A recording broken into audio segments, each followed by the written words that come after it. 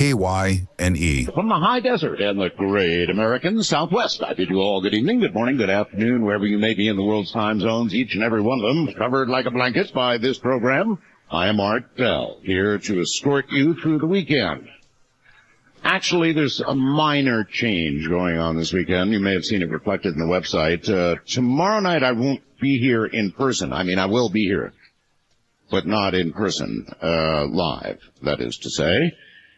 Tomorrow night, actually, I've got to go to the Yesu organization, and that's down in Southern California, and so got to be there Monday morning early. As a result of that, I'm going to take tomorrow night off, so I can be in Southern California early. Now, with that in mind, I have picked a program for tomorrow night that I think you're going to love.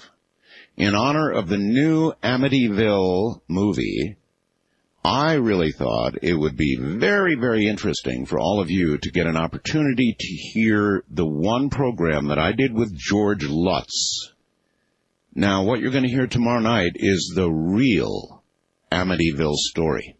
It was one hell of an interview, and that's tomorrow evening. Now, coming up in the next hour here tonight, it's going to be equally good. I began reading a series of books by a doctor, a gal named Tess Gerritsen, and she is one in a million. I'll tell you, she's a medical doctor with all the education you could imagine. I mean, she's really hot stuff, and in more ways than one. This is a very strange woman. She writes incredible books like Gravity, for example. If you have not yet read Gravity and you love high-tech space-type thrillers, Gravity, trust me, is one you want to get on Amazon and order and just read. God, it's one of those you can't put down books. She did a lot of books like that, and she's a weird doctor. She specializes in the weird. And, for example, the first question tonight is, this will give you a little taste of, where she goes as a physician. First question, are there any recent cases of corpses coming back to life? Now, this is being asked of a real doctor. So we're going to do that tonight. Wouldn't it be nice if some evening I came on and said, well, now we'll read a little, look at the world news, see what's going on. Dateline Miami, dog comes home. Man happy. Or I don't know. Dayline, Girl Scouts sell more cookies in New York City, break record. Right? I don't know, anything good, all good stuff. But, of course, it doesn't work that way. And in the news tonight, it has not worked that way. Iraqi insurgents struck across the country with bombs, more bombs, killing at least 16 this time. And you wish you could say it was getting better in Iraq, but clearly it is not. And we talk about withdrawing from Iraq, withdrawing Americans from Iraq, but I tell you, it's getting worse. Every day it seems to be getting worse. Maybe eventually they will run out of people willing to give their lives to blow us up. But until then, it doesn't look too good. Security forces went on alert around the Vatican Saturday and cleared streets for an expected 500,000 pilgrims arriving for the ceremony to formally install Pope Benedict. And by the way, I told you so. I said he'd be a German, that most of the cardinals that had been handpicked were pretty conservative, and at the head of the list was a German possibility. Sure enough, a German pope. Withdraw or be pushed out by the White House, survive the test of his professional life, suffer rejection by the Senate. That's about what it comes down to for John Bolton, the president's besieged nominee to be UN ambassador. So he could either hang in there and make it or not make it, or, it's rough. Why anybody runs for anything or agrees to be put through the meat grinder that is, any president's nominee absolutely escapes me. I have no idea why. Why would anybody volunteer to have their life torn to pieces? Every little thing that they had ever done that could be questioned brought up. Why? And that may go a long way toward answering why we have the kind of representation that we do have in Washington. Well, more of the other news, the other news, in a moment. All right, here is some of the other news. The headline is, biggest extinction caused by low oxygen. This came from Whitley's UnknownCountry.com. It's amazing. The biggest mass extinction in Earth's history happened 251 million years ago, and it took millions of years for the Earth to finally repopulate. What do you think happened? A big rock from space? No. New research shows that this extinction event was caused by a sudden and sharp decline in atmospheric oxygen, the air we breathe, folks.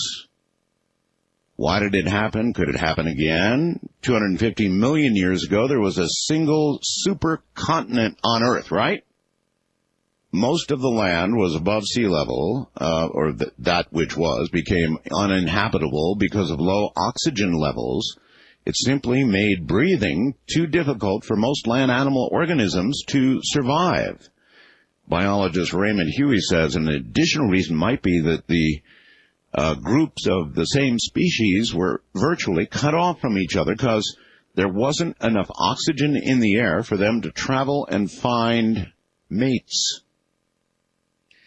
Now, there's about 21% oxygen in the air today. Now, there was about 30% in the period before this extinction. The oxygen level, it seems, fell suddenly from 30% down to around 16% and then bottoming out at less than 12%. That situation remained on Earth for about 10 million years. Oxygen dropped from its highest level to its lowest level ever in only 20 million years. So in other words, nothing could breathe. For some reason, the oxygen totally went away. Now, of course, they look at carbon dioxide levels, which were very high, which means it could have been global warming. No, not by our hand, obviously. When speaking of, it's unclear whether the increased temperature in the Antarctic, which is causing glaciers to begin to shrink like crazy, is a natural effect itself or a result of our hands. They don't know. Researchers from the British Antarctic Survey and the U.S. Geological Survey analyzed about 2,000 aerial photographs from 1940, over 100 satellite images from the 1960s onward. They calculated that, about 87% of the 244 glaciers going out to sea from the peninsula have retreated over the last 50 years. 87% of them are going away. And now the commander of the Air Force Space Command denied yesterday that his 500 nuclear-armed Minuteman III intercontinental ballistic missiles are merely, in quotes here, Cold War icons. And he said he's preparing alternative uses for the ICBMs, including arming them perhaps with conventional warheads to attack surface or deeply buried targets. It's a problem. What are we going to do with all of our ICBMs? It really is a problem. We were prepared for, of course, a massive, full, earth-changing, in the sense we wouldn't be on it anymore, kind of exchange with the Soviets, right? Well, we don't have that anymore. So the commander of the space, the whole Air Force Space Command is worried, I guess, that all his missiles, they're getting old. They need service. And He says, well, it still forces adversaries to think before they act, but says he's exploring future uses for these systems and called for help in changing the professional mindset that considers them Cold War relics. Well, they're not relics, he says. What we need is something good to do with them. So what do you suggest? Anybody out there have any ideas? What about launching satellites? Couldn't we launch satellites with them? I believe they have that capability. I think now they're aimed at the ocean. If memory serves me, we made an agreement with the Soviets that we would target all of our missiles to hit the ocean, and they would do the same thing. So in case there was a mistaken nuclear conflict, we would only kill fish. Probably, I might add, most of them. Pioneer 10 and 11, these are our deep space spacecraft, have been very precisely tracked for over 30 years as they have crossed and then departed our solar system. They're gone. When they passed a distance of 20 AU from the sun, that would be astronomical units. In other words, as far as we are from the sun, both probes suddenly exhibited a strange acceleration. Nobody knows why the Pioneer spacecraft suddenly started going faster. But they are. There's no reason. There's no propulsion system that's suddenly pushing them along faster. Doesn't exist. But something's doing it, and the scientists have no idea what. Now, I don't know how many of you use it, but if this happens, I'm going to be rather upset. Headline is, Fed's weather information could go dark. Do you want 7-day weather forecasts for your zip code, or an hour-by-hour prediction of temperature, wind speed, humidity, chance of rain, or the weather data beamed directly to your cell phone? The information is available for free from the National Weather Service, but under a bit of pending legislation in the U.S. Senate, I am really thunderstruck to have to report to you that it all may disappear. A bill introduced last week by Senator Rick Santorum of Pennsylvania, what's the matter with you, Rick, would prohibit federal meteorologists from competing with companies like AccuWeather, the Weather Channel, which offer their very own forecasts through paid services and free ad-supported websites. Well, supporters say the bill wouldn't hamper the Weather Service or the National Hurricane Center from alerting the public to hazards. In fact, it exempts forecasts meant to protect life and property, but otherwise they'd go away. And that wonderful weather forecast, which I'm used to, I love our local weather. I love it. I don't know how many of you read the forecast discussions, but I do. I'm sure the guys at NOAA and so forth all think that nobody ever reads their discussion, and that's where they it's really neat. If you get the federal weather, do it yourself, try it yourself. Just scroll down, you'll see forecast discussion. It's kind of fun. The meteorologists talk about what they think might happen and occasionally make some wisecracks in there, but it's just a kind of sit-down discussion of what they really think the weather dynamics are, what's behind that forecast. It is fascinating. And speaking of fascinating, a ham friend of mine, Karen, W6SO, sends the following. Now, remember, you know how I feel about the Princeton project, the Human Consciousness Project. I am fascinated by it. And Karen has an awfully good idea. She says, I wonder if the folks at Princeton have considered trying to couple the random number generators, what they call eggs, to some kind of very large antenna array, and I wonder what the effect would be on the result. You think it could be made more sensitive? That's a very, very, very, very good question, Karen. I don't know. But what a hell of an idea. I'm not sure how you really would couple an antenna in a meaningful way to a random number generating computer, but I suppose it could be done. Something I'm certainly going to think about, and perhaps some scientists out there might want to consider. Any antenna would have the ability to receive frequencies that we could perhaps not even conceive. Just the fact of it being there might enhance whatever communication is going on from the collective or whatever. Think about it, guys. And finally, here is what has probably got to be the Darwin Award winner for 2005. Already. I mean, we're not even halfway through the year, and yet we have the following. The following mind-boggling attempt at a crime spree in Washington, D.C., USA, appeared to be the robber's first and last. You see, his target was H&J Leather and Firearms. A store, right? They sell leather and firearms. A gun shop specializing in handguns.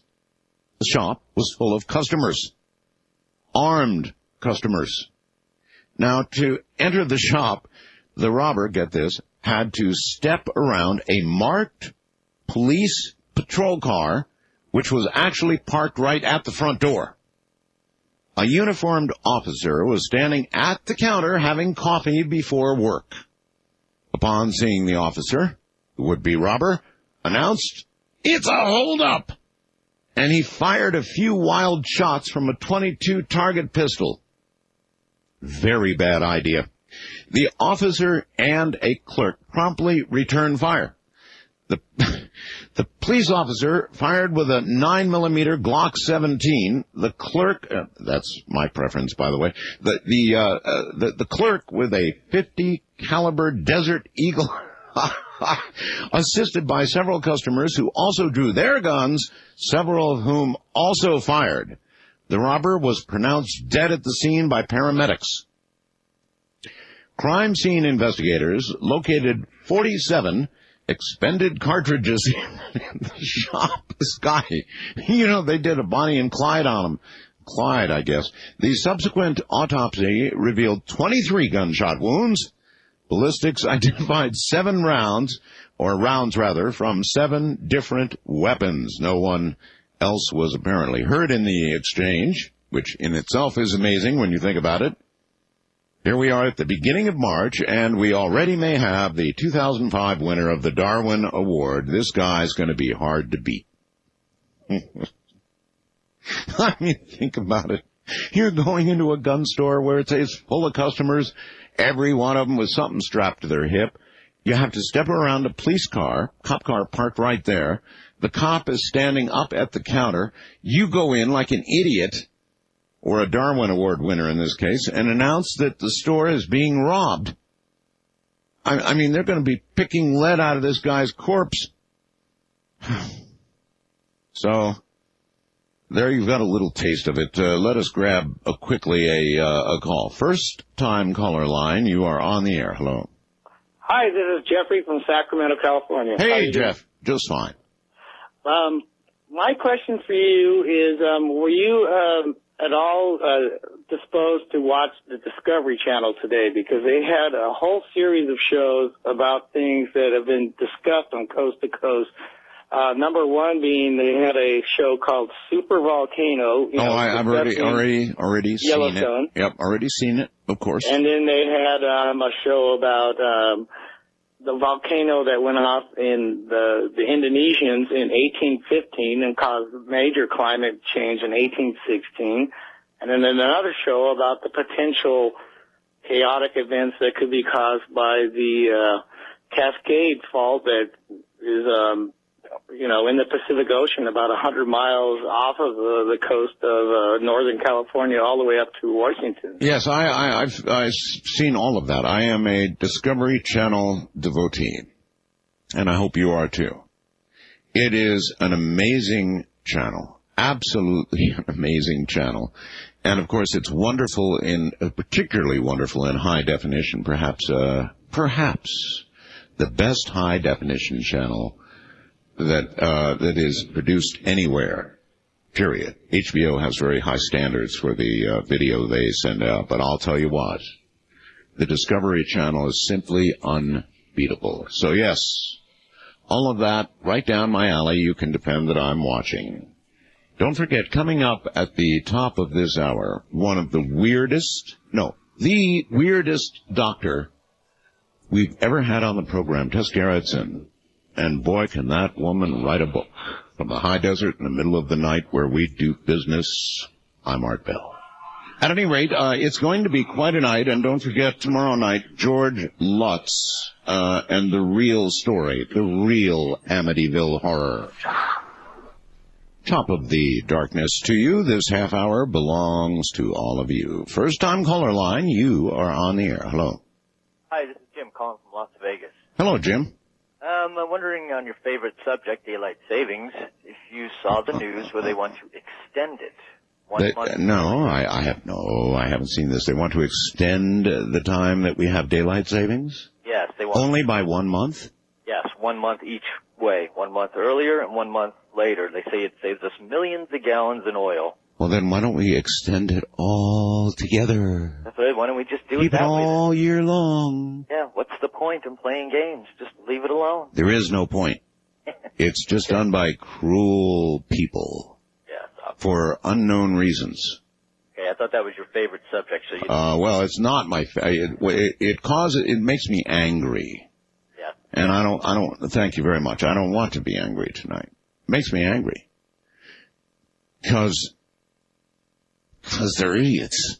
That's why. Because they don't know what they're doing. Because if we had but one time, we wouldn't have to run around like little Pavlov's dogs twice a year changing millions of clocks. It's just plain stupid. So extending it by a month or two doesn't relieve one iota of stupidity from the whole idea. And those who refuse to change it. But, they'll take action to extend it a little bit. Wildcard line, you're on the air. Hello. Hello. Going once. Going twice. You've waited all this time, and now you're not going to be on the air. Oh, well. East of the Rockies, you, however, are on the air. Good morning. Hello, this evening, Mr. Bell. Good evening. My wife and I are weather advocates. We watch every channel north and south of us. We live down in Statesboro, Georgia. Mm-hmm. And, she was like, well, summer's here. We planted flowers and everything, and they were saying the weather's going to be warm. And all of a sudden, I was talking to a farmer, and he said, don't take your jacket away yet. He said, it's going to get cold again. I said, why? He said, see my blackberry bushes? Mm-hmm. Learn to read the land. He said, when the blooms fall, the cold weather is over, and they're still blooming. And an Arctic blast just slammed the middle of Georgia, and it caught all the weathermen by surprise, and they said they don't know where it came from. Well, there you are. Mother Nature absolutely knows best, and those who know how to read the signs probably are almost never wrong. You have a great evening, sir. And if they take the National Weather Service away, I'll be lost. What about you? Well, same here if you're traveling, but I'm just saying, he said, if you live locally and you learn your area, he says, yeah. You read the animals, the land, he said, you can tell what's coming and when it's coming. I know. All right, thank you. But you see, I read the forecast for KNYE here locally every day, and I depend on the National Weather Service. Moreover, I like their forecast discussions. They're sort of personalized weather, if you will. I would be heartbroken. I mean, it's a decent use of our tax dollars. There are so many indecent ones that the weather, it seems to me, so Santorum, in your ear. West of the Rockies, you're on the air. Hello. Yes, hi. I just wanted to say I call it daylight wasting time. Daylight wasting. I spoke with you a few weeks ago when the GIS was on and was referred to someone that Brendan knows who worked with George Meeks, who yes. is slow getting back to me, but in the meantime, I've located what's called the Spiricom manual, and I was wondering, it's not like really A to Z schematics, and was wondering if you could repost the schematics that you had found. Don't know if it's the same thing that you have. Well, I did have schematic diagrams, block diagrams and schematics for the equipment that was used, and I'll see about reposting it for you. So you actually know somebody that is going to take it on? Well, it's my brother, and I mean, I'm doing all the legwork. He's the electronics person, and again, still trying to have this guy get back to me who actually worked with George Meeks. In the meantime, in the last 2 weeks, I've spoken with 5 people who I tracked down from different websites that worked directly with him, who are all on their deathbeds, and I could barely get them to.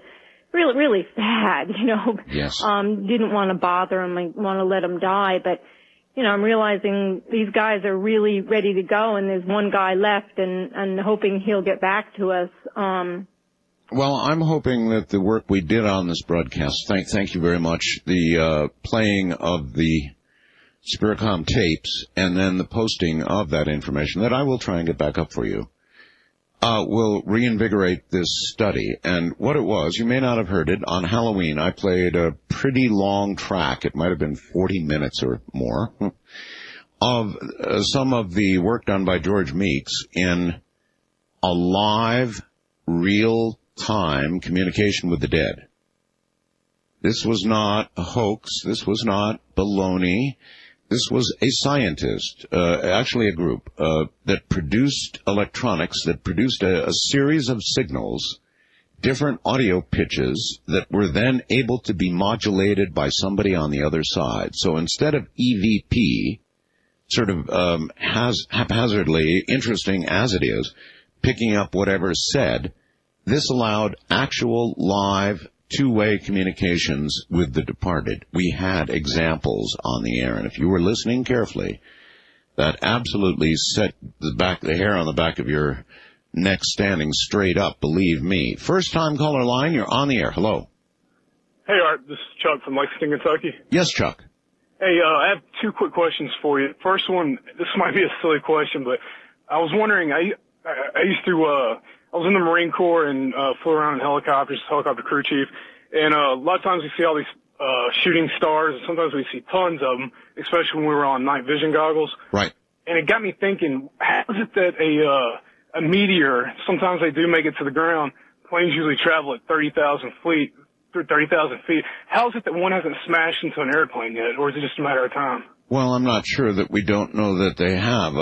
We didn't settle Flight 800, did we? And a lot of other aircraft have gone down for unknown reasons.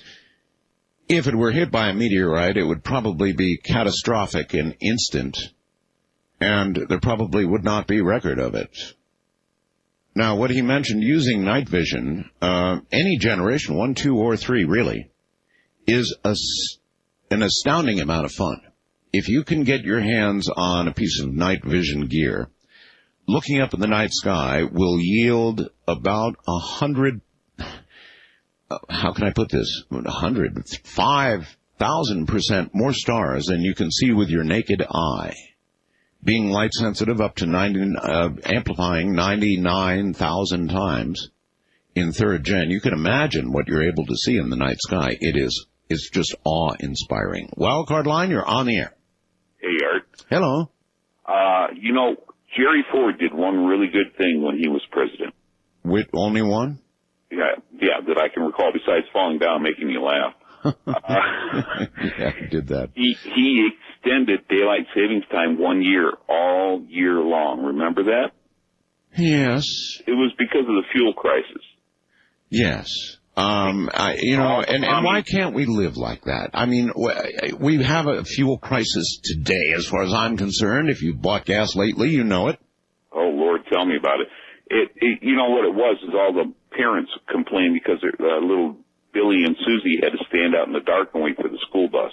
I was living in Chicago at the time, and it is dark there that time of year. But so what? Give them a flashlight. Put some reflective clothing on them. I mean, that's right. That's what they make the little LED lights for. Yeah, darn right. Sea-Crane could do a whole heck of a lot of good business. You betcha. I'm with you, sir. I mean, the stupidity of changing clocks twice a year has got to end. Yeah. Thank you very much. Not just be extended by a month or two. That's just an extension of the stupidity. And not eliminated for 1 year, but eliminated for all time, so that we may never have to do that again. Yes, it will inconvenience the little tykes at some certain part of the year waiting for a school bus, I suppose, but otherwise, it seems to me the economic advantage outweighs anything else. Energy, too. East of the Rockies, you're on the air. Hi. Hello? That's somebody on a cell phone, isn't it, that suddenly can't get through. Oh, well. West of the Rockies, you're on the air. Hello. Yeah, hi, this is Randy. I work actually for the National Weather Service. You work for the National Weather Service? Yeah, out of Northern California. And then you've heard about this Santorum bill that could put you guys out of biz? Well, this is something that Kavoris and some of the other companies have been trying to do for quite some time. All right, back away from your phone a little bit. You're too loud. Okay. Yeah. I really appreciate the kind words that you say about, especially our area forecast discussions, because a lot of us put a lot of thought into that now that it's a public product. I know, and I don't think that many people read it, and I'm trying to urge them to. It's really interesting. I mean, it's like getting inside the forecaster's mind. Well, and I'm not sure whether you're aware of it or not, but there's actually two versions. One of them has any word that people may not know what it means highlighted in hypertext so that you can click on it and find out what it is. Yeah, where are you located? I'm out of the Sacramento office. Sacramento office. All right. Well, I called the Las Vegas office and took the time and trouble to actually call the guy who writes the forecast discussion and thank him. And I don't think too many people do that. That kind of feedback is really appreciated. Every once in a while I get an email about my forecast discussions, and it's these kinds of things that actually will keep us in business. Maybe you could comment on one little silly thing here. What's that? Well, recently, the federal government decided to reorganize all of the forecast information put out by the National Weather Service with some new whoopsie-doo computer system, and I've never seen anything so screwed up in my whole life. Well, it is a work in progress. Basically, what you're talking about is the digital data forecast phase. Yes. And what we're trying to do is to get it so that we can forecast for not just large areas, but any point in our forecast area. Yes, well, to tell you how messed up it was, though, when it was first done, we had a forecast here in Pahrump, Nevada, where it rarely, if ever, snows, of 5 days straight with accumulations of 1 to 2 inches. Like I said, it's a work in progress. This is something that they've just started over the past couple of years. It actually is getting better. All right, well, look, I know it will, and I hope that the powers that be do not squish you. Yeah, well, I hope so, too. And with support with people like you, hopefully we'll be able to maintain our jobs, and the same thing won't happen to us that happened to the flight service station people in Rancho Murrieta. There you are. About that? I do, sir. They got contracted out, and as a matter of fact, one guy who was 5 days to retirement lost his job. Oh, brother. All right. Thank you very much, and good luck from the National Weather Service. It would be a crying shame. It's one of the better uses, in my mind, for our tax dollar to have a reliable government forecast, one that's there every day, along with the little extras they give you, like the local radar and the comments from, the forecast discussion, all the rest of it. To lose that would be serious. First time caller line, you're on the air. Hello. Hi, Art. Hi. Turn your radio off, please. Sure. Hold on 1 second. All right. Holding for that. Can you turn the radio off? Always the moment you get on the air, you have to turn off the radio or you'll sound all confused. Okay. Take a second. Okay. You're on the air, you see. Okay. I've been listening to your show for quite some time. Yes. And I've been hearing about a caller named Oscar who says that she's possessed, and I've never got the opportunity to hear this person. I would like that person to call in tonight because my friends have all told me. I've never heard of a girl named Oscar. You've never heard of Oscar? It was on the Friday night show with Billy. What's the other DJ's name? DJ. Billy. DJs play records, sir. They spin plastic. George? Vinyl. His name is George? Yes, Nori. Yes, and Oscar calls in and says that she's possessed and she does different voices. I've never heard it. Well. I was just inviting Oscar on the air to call in and just give us an example. I'm dying to hear this. I see. All right. Well, they say it's real. I see. They say? Who's they? My friends, they've heard it. I see. All right. So, Oscar, huh? A chick named Oscar who does voices that come from, well, who knows where. Wildcard line, you're on the air. Hi. I'm on the air? Yes. Art? Yes.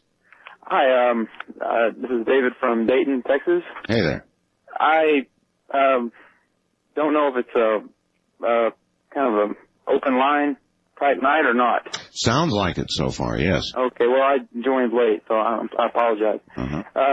I wanted to bring up something, get your input on possible, okay. My story. Take a nice deep breath. Sorry, I didn't expect to get you right off the bat. Yes, well, that's what happens when you call. Okay, well, I'm calling about bomb shelters, fallout shelters that were built in the 50s, 60s, and as you know, Kennedy called upon them being built in the nation in one of his addresses, and I believe it was 61 or 62. Yes, all right. What about bomb shelters? Well, I have one here in my town, which is a small town, the population about 8 to 10,000 here. All right, why don't you give me your coordinates, your exact coordinates, and we'll test it. Dayton, 77535. No. I need actual longitude and latitude coordinates. I'll have to look that up. We need them for the launch. Okay. Well, I don't have those off the top of my head. So you don't want to test it? Well, I would love to test it. The question I have is, this thing is still, this thing was built at the very front of one of our most affluent communities in the late 50s, and it could hold up to 11 families. Yes, and your question is what? And you have to make a long story short here. I've busted in there a couple of times along with. What do you mean you busted in there? Well, I mean, it's been secluded. It's a very interesting story. I'm making it as fast as I can here. Well, you didn't break in, did you? I mean, it sounds like you broke in. Well, it's not been. Oh my God, sir! What if somebody had turned it into a love nest or something? Yeah, that's definitely. If you believe the writing on the wall, literally. Well, there you are. Yeah, that's what's happened. Well, I see. My question is simply, with what's gone on, in present days with terrorism and all, do you think that bomb shelters, fallout shelters, I've done a lot of research on the internet, and there are a lot of ones that have, in contrast to this one, have been restored to their historic value, which is, just amazing. I appreciate that very much, but do you think that we would ever go back to a situation where, it was just a couple or 3 years ago where we were being asked to buy duct tape and tarp, or whatever, drop cloth to... Well, all right, let me say this. I think that yesterday's bomb shelter, designed to withstand, of course, not a direct nuclear strike, but something fairly regional, that bomb shelter could reasonably be converted into some sort of biological shelter now and would be more effective as such, which is another way of telling you that I think the attack upon us will come, and when it comes, it will be biological in nature, not nuclear. As a matter of fact, that's something we're going to talk about with our guest coming up shortly. She's Dr. Tess Gerritsen. And I'm telling you right now, if you've never heard Tess, you're in for a real treat. There's nobody like Tess Gerritsen on the planet, really. She's a doctor. But it's a big but. But she's into the weird, the strange, the unusual. She's written any number of books. It comes to her. In fact, as you listen to the interview, you will understand clearly and quickly how she's able to write these kinds of books. It is, and you're in for a real treat. Tess Gerritsen, Dr. Tess Gerritsen, took a very unusual route to a writing career. Her lifelong interest has always been science, especially the creepy and weird aspects. As a child, she would dissect snakes, collect buckets full of lizards to study and stuff. It's no wonder then her college studies focused on biology and physical anthropology, which in turn led her to study medicine. A Phi Beta Kappa graduate of Stanford University, she earned her BA in anthropology and went on to receive her MD from the University of California, San Francisco. She completed her internal medicine residency in Honolulu, Hawaii, where she worked as a physician.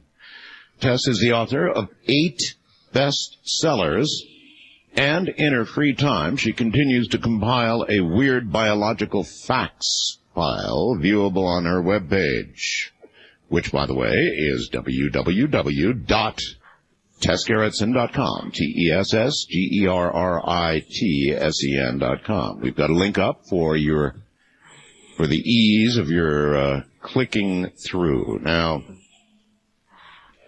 when I got on the phone with her just before the program, I said we're going to have fun because I knew we were, and she said, we'll just talk about creepy medical stuff. I wonder when she was a doctor, practicing physician, I wonder what kind of bedside manner she had. I don't know. I picture her as a kind of physician that, you come in with a little slash or a cut, required 3 or 4 stitches, and she'd give you a lecture on the horrors of flesh-eating bacteria or something. Well, Tess Gerritsen, in a moment. Well, the reason all this began is because of a book called Gravity. Gravity is in the top 10 books I've read of all time, and I read a book a day, or a book every 2 days. I knock them down real quick. I'm a very avid reader. And so I tend to follow authors. When you find an author you like, then you're going to probably like the rest of their work. And that was the case with Tess Gerritsen. I've read all her books now, all of them. And I suggest you begin with Gravity if you're kind of a techie type and you like space stuff. Gravity, it's one of those books that cannot, or you will not, put down until you're done. I mean, it is that riveting. God, it's good. That said, here is Dr. Tess Gerritsen. Tess, welcome. Thank you very much. Great to have you back. Oh, it's good to be back. All right. I want to start off with something a little different in a way, I guess. There's this current outbreak of Marburg in Angola. Now, the latest death toll is 244. Marburg, of course, is a really nasty disease. It reminds you of Ebola. Yes, like Ebola, you bleed out. And right. 244 dead. Well, now, I understand that it's probably not a very effective virus in the sense that it kills so quickly that the story goes it kills itself off. In other words, you get a village and they're decimated and that's it. That's right. And that's why, even though locally, the epidemic is pretty bad, you don't really worry about it killing hundreds of millions of people around the world the way you would with flu. It's a very frightening virus, though. Well, here's what I was wondering.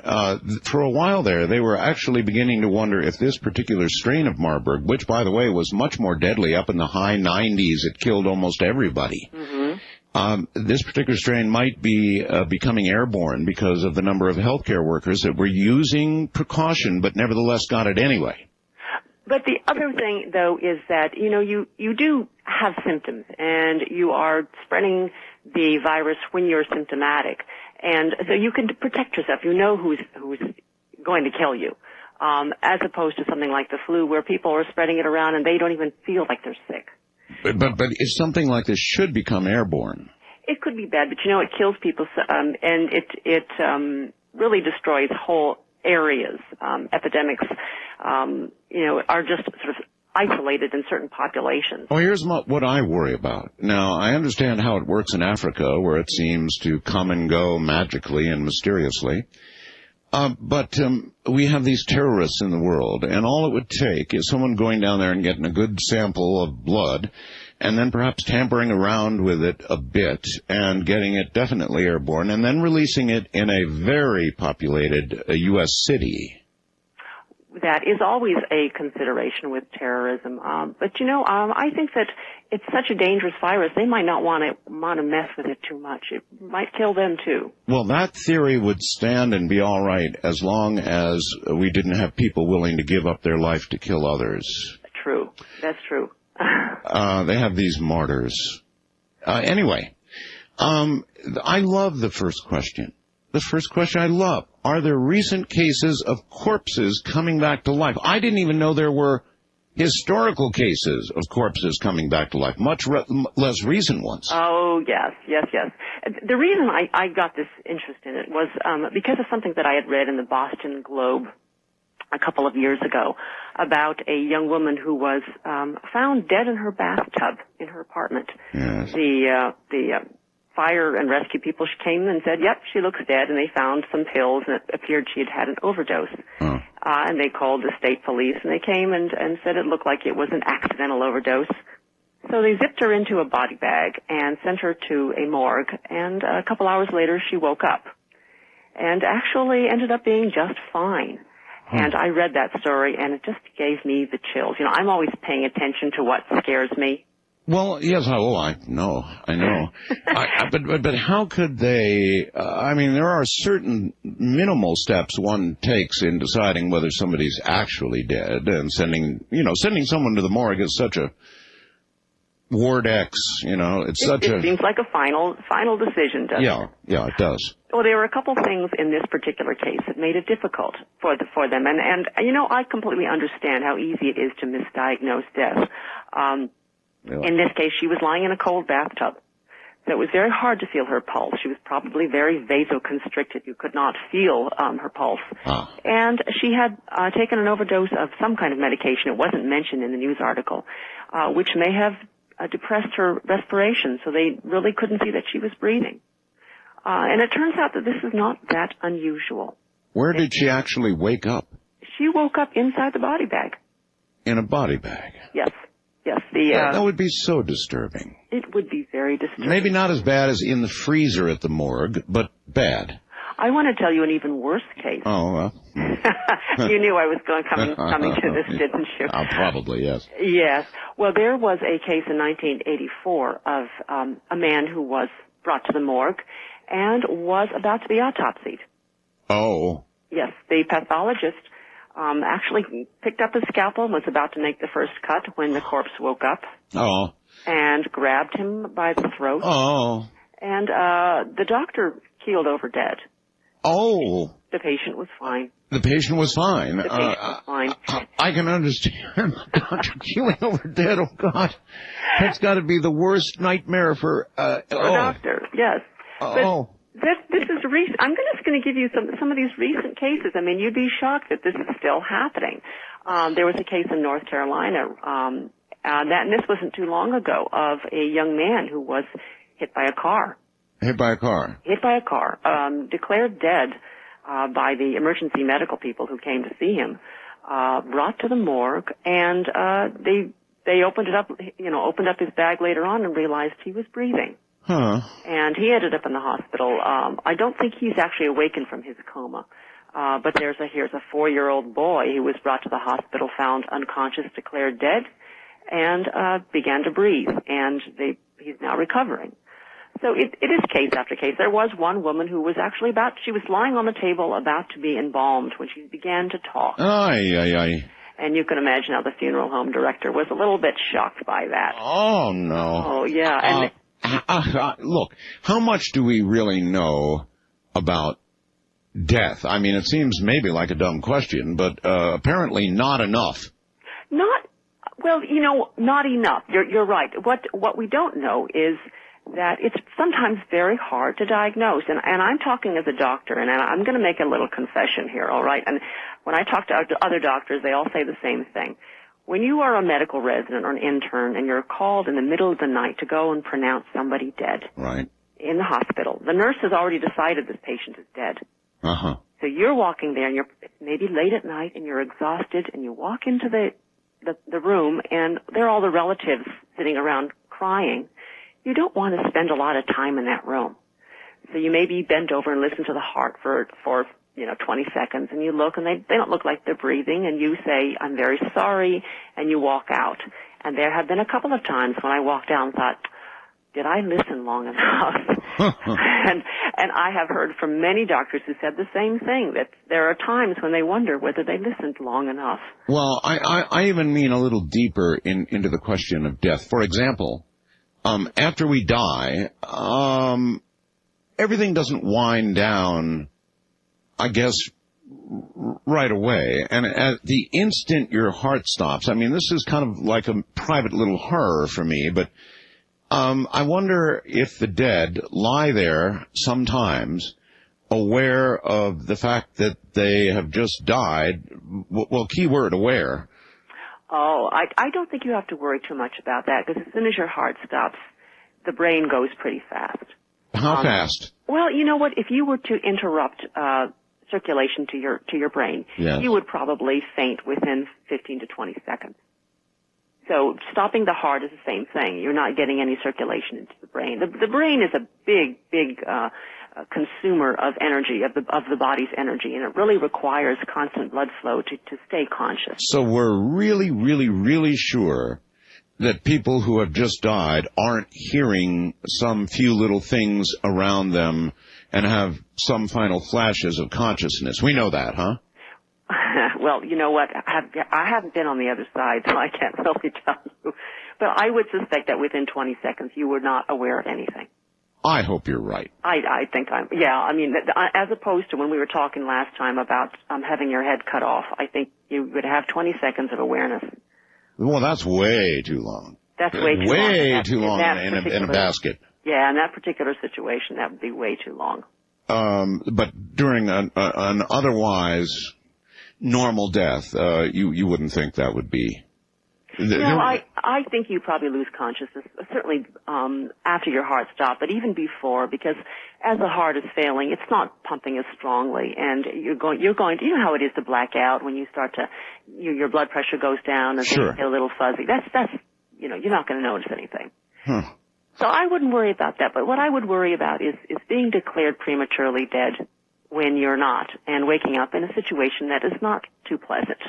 Well, a bag's bad, but freezer is worse. And historically, some people have woken up in their graves, which is probably the worst of all. Oh, God. So if we actually know that some people have awakened in their graves, what a horrible thing to come. I mean, how many most of them, we wouldn't know about? And in fact, how do we even know about people who woke up actually in graves? Well, when the tombs are reopened, sometimes to put in new bodies, they will find evidence that the people in there were not dead. Oh, good Lord. Scratching? Yes. Oh. Yes. There was a case of, unfortunately, in the 1800s of a young girl who died of diphtheria, and she was interred in the family's tomb. And later on, when they reopened the tomb to put somebody else in, they found her corpse lying by the door. Oh, God. So she had not died, and there have been cases. I mean, it's really unpleasant, but it goes to the heart of what so many of us are terrified of. I think that's why Edgar Allan Poe chose to use this topic. It's because in the old days and we didn't embalm people back then. You weren't always certain. Well, hey, forget the old days. I'm concerned today. Yeah, and in fact, that is probably the origin of the wake. The Irish wake, where people would sit by the body for a while, and they'd have their parties or whatever they do in Ireland. Oh, you think so? Yeah, part of it was to make sure the person was really dead. Huh. You wanted to be sure. I mean, you were supposed to sit there from the time they died to the time they were buried, and that was probably the origin of the wake. Oh, I wonder if ever at a wake they wake up. Yes, exactly. It did happen.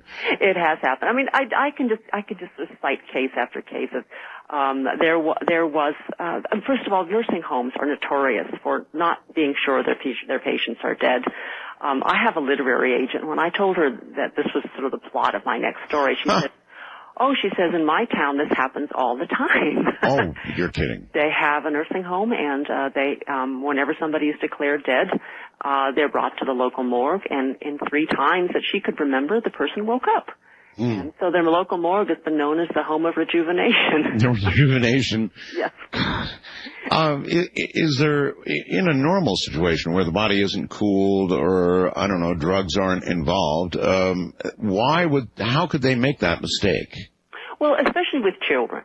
Children, it's hard. Kids who've drowned in cold water, they can look perfectly dead.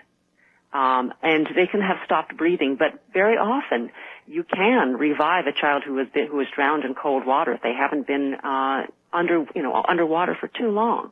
So those kids can be mistaken for dead. I have heard stories of people awakening.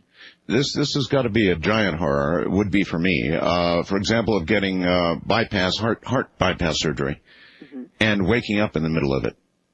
Oh, if the anesthesiologist wasn't paying attention. Yes, unfortunately that has happened. The worst cases have been anesthesiologists who were actually stealing opiates. They were the ones who were stealing, what was supposed to be relieving your pain. Oh my God. And they were taking it home and they were giving you saline or something. But you could not tell the surgeon because you were paralyzed by the other drugs they were giving you. Oh, good Lord. So in other words, not only are you conscious, but you can't let anybody know. You can't let anybody know, but you're feeling the pain. Oh my God. Now, a good anesthesiologist is always supposed to be monitoring your heart rate. And one of the clues that you are enduring pain is that your blood pressure goes up and your heart rate goes up. Good point. Right. But if he's a crooked anesthesiologist, not going to tell anybody, right? The hell with the heart rate. We'll just fix the heart rate so it looks good. Right. Oh, brother. So there have been a couple. I think there was one anesthesiologist who went to jail for that. Yeah, good. At least to jail. All right, Dr. Tess Gerritsen is my guest. She specializes in the strain. What I'd really like to do here is to take a moment, which I've been meaning to do, to talk about this television program. This was a show that aired on, they used this music, and this was a show that aired on, my beautiful wife is right there, Showtime, and it was just one of the best things you've ever seen. It was called Dead Like Me. It fits kind of right in with what we're talking about right now. And what can I say about that show? It took the comical side of death, and I know it's hard to imagine the comical side of death, but there really was one, and it mixed it, at least in the first season, I would like to say, with the serious side of death. So it was kind of a drama/comedy about dying, and what it would be like if you died. And in the first season, they regularly followed those who had sort of passed on, and they had sort of little angels of death known in this program as reapers. And it was just such an unusually good program. And I understand there's a little thing you can sign running around on the internet. And I hope, a petition. And I hope you will find it and sign it. And then maybe somebody will pick up Dead Like Me. There are rumors out there that WB or one of those other networks may pick it up, but it's worth picking up, it's worth developing, it's worth returning to what they did in the first season because, like this program, it was so unusual and entertaining. Just simply one of the best shows ever put on the big, or the small tube in this case, I guess. Dead Like Me it was called. If you see it on DVD, pick it up, check it out. And if you're in the television business, for God's sakes, pick it up. I'm Art Bell. And this is fascinating. Doug from Ames, Iowa, writes, long ago, people would simply tie a string to the wrist of a buried person and the string to a bell above ground. A person would stay in the cemetery overnight and listen for the ringing of the bell. Thus the terms graveyard shift and Saved by the Bell were born. Imagine that. Try and imagine that. What kind of bell is that?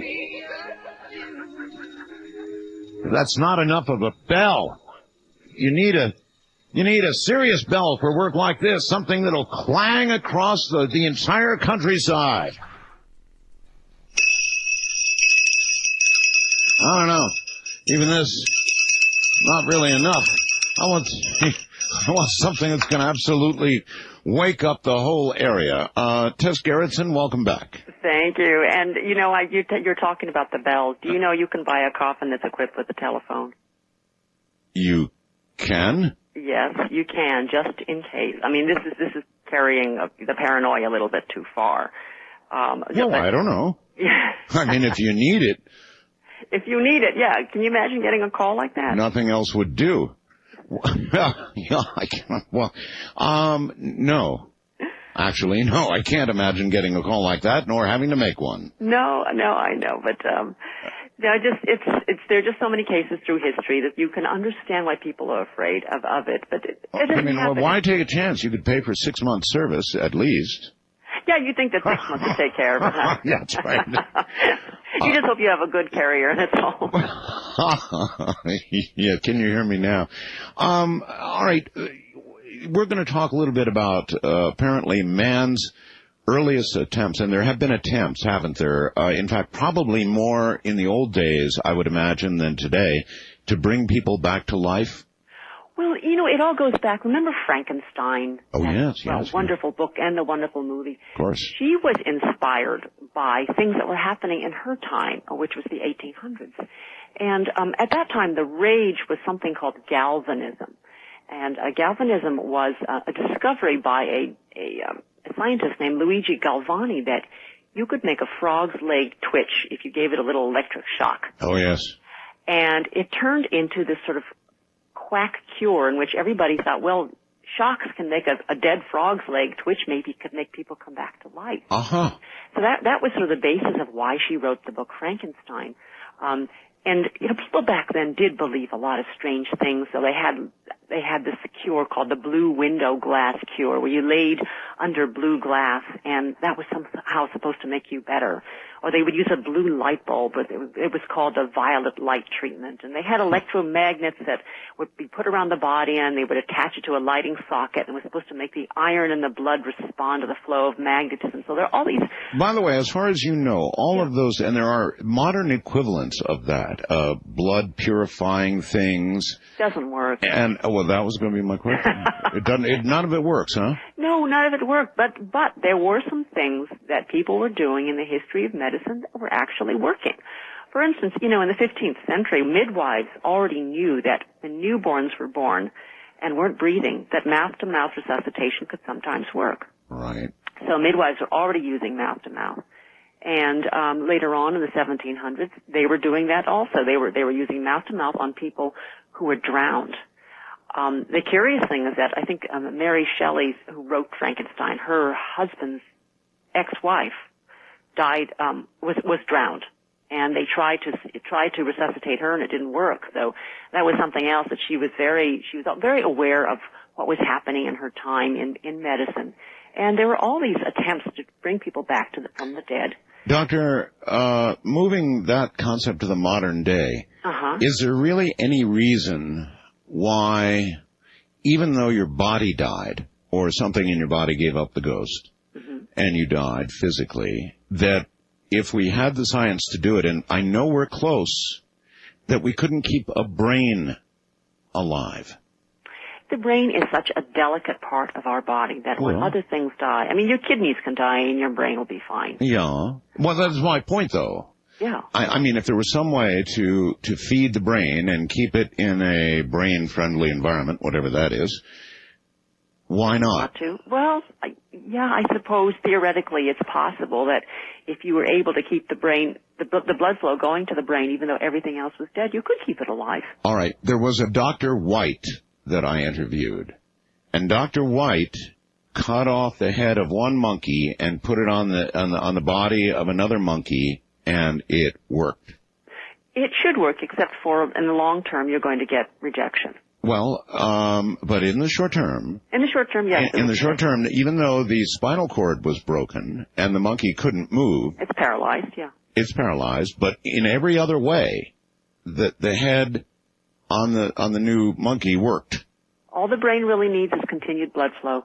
Well, there you are. There you are. So then why could we not, in modern science, keep the blood flow going, if necessary, by a machine? After all, we can keep it going to a heart, right?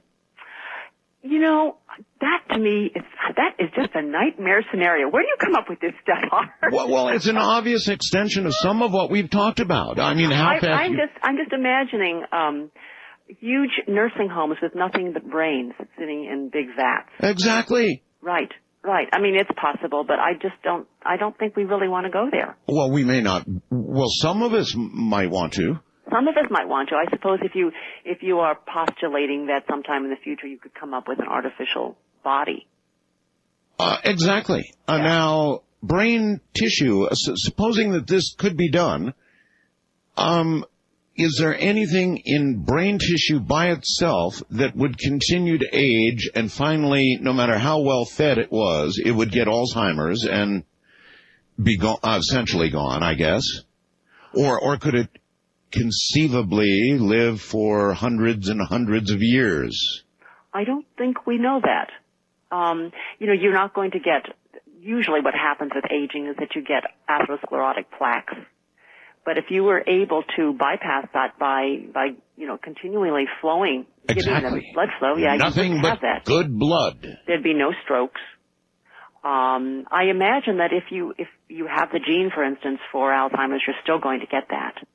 Right, but if not... Gee, that is something that we haven't tried. And somebody ought to do that with mice brains. That would be interesting, wouldn't it? Well, sure. I wonder if they have. And if they haven't, why haven't they? Because, after all we are, really, is our brains, I think. And it may be that once we know enough about the brain, we could even give it artificial eyes, artificial ears, artificial stimuli of varying sorts. You could. It'd be awfully expensive. And who would get it? That's always a question. The rich people. The rich people. They always get it, don't they? First. And then eventually Medicare would cover it. I don't know. Is there really any scientific block? Quit laughing in the other room. Is there any scientific block against doing that? Keeping brain matter alive. I'm not aware of anything other than genetic illness, and no, not really. Not really. It seems to me that you probably could keep a brain going for quite some time. Well, when I had Dr. White-Hahn, a great percentage of the audience was horrified. Absolutely horrified. I am too. I mean, I think I would rather just die than be stuck in a bottle somewhere. Or on another body which you couldn't control. Right. And then, I think the worst part for most of us is the idea that we would live and people we loved would have passed on. And we would be left alone with nobody we loved still alive. Just a lonely brain. Just a lonely brain. Yeah. I think that would be the worst horror of all. Sounds like a song title. I'm just a lonely brain. I suppose certain types of stimuli could be concocted for it, which would no doubt cost money, but would keep the brain busy. Well, I think that's the whole point. That's why people are going to cryogenics. That's why they're letting their bodies be frozen. They keep thinking they can be reanimated. Is there any possibility? Any possibility that those people could be right, that those people being cryogenically stiffened might someday actually have a chance of becoming winners from their point of view and returning to life? I think it would be pretty small. I just don't think we have the technology yet to properly freeze a body so that the brain can actually be reanimated. I'm not paying for it. I know there are two separate plans, by the way. One which freezes your whole body, obviously more expensive. And one just for the brain. And one just for the brain, which would probably have the better chance of, I would think, wouldn't you? I don't think it really makes much difference. You think both are toast? I think both are toast. And the other question that comes up is if we're going to be fixing people, if we're going to be donating our healthcare dollar to certain things, and I'm doing this from a point of view of public health, who are you going to take care of? You're going to take care of all these brains that are sitting in a freezer for 10, 20 years, or are you going to be taking care of the next generation and making sure that every child is vaccinated and every kid has, proper nutrition? I just think that from a societal point of view, you have to look at where your money should go. All right, I want to ask you, I think, a question on behalf of some of my listeners. I've been getting some fairly disconcerting emails. We talk on this program a lot about whether there's anything at all after death. Yeah. Worms crawl in, worms crawl out, or God and reward in heaven, and we hear about white lights and tunnels and all the rest of that baloney. Stuff.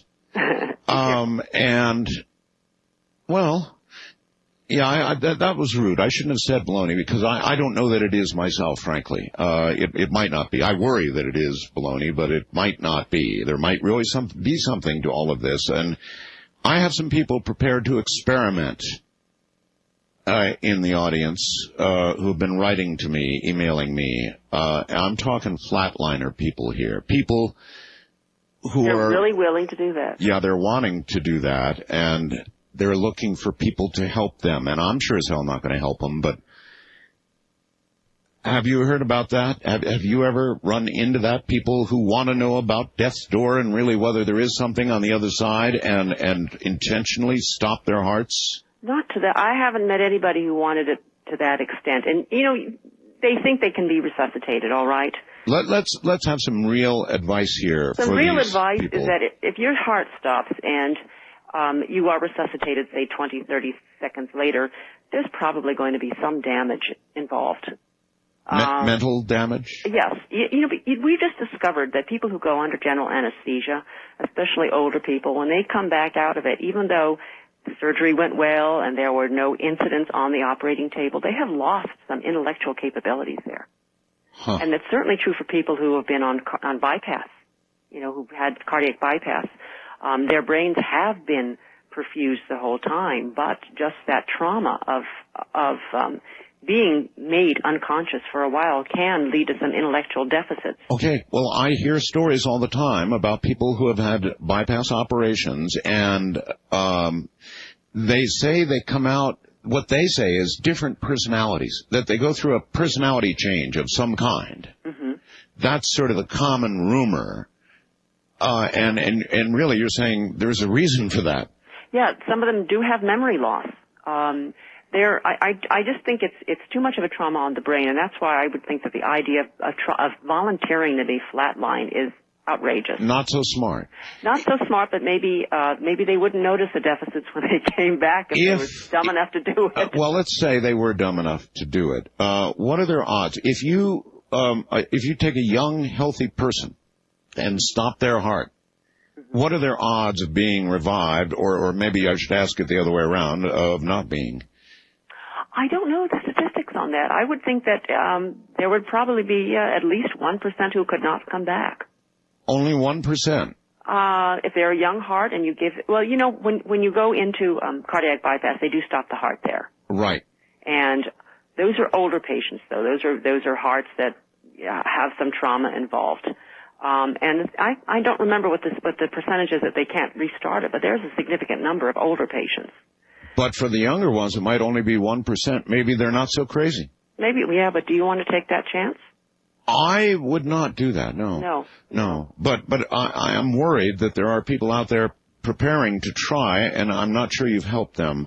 What do you think of the idea, period, of seeking knowledge about whether there is something after physical death? Are you absolutely sure? I suppose as a physician.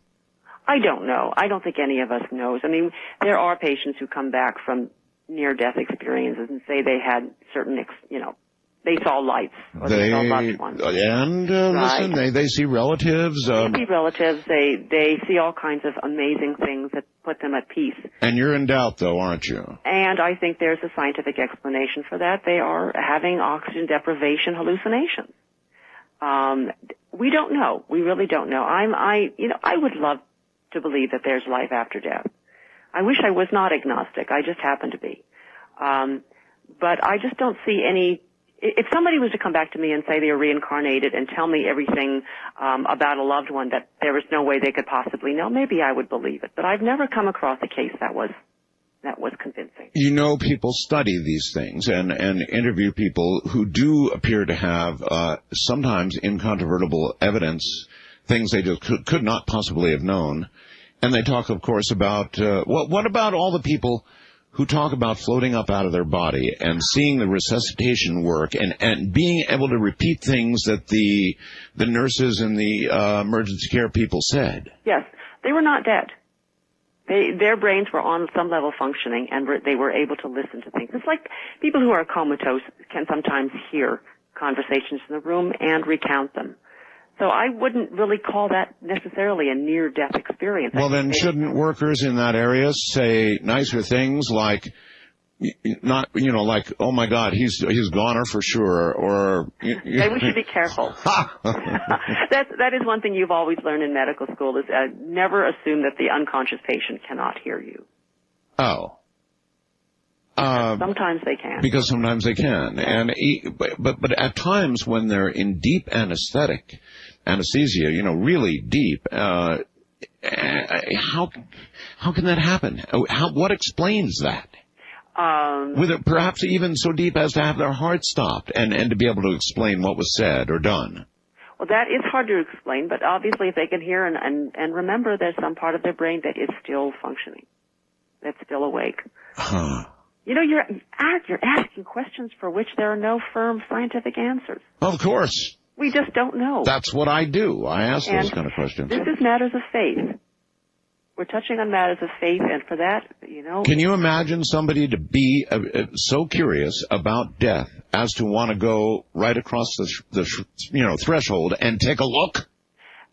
They will find out soon enough, eventually. It just seems to me too big a risk for a young, healthy person or somebody with a functioning body. Why would you want to take that risk?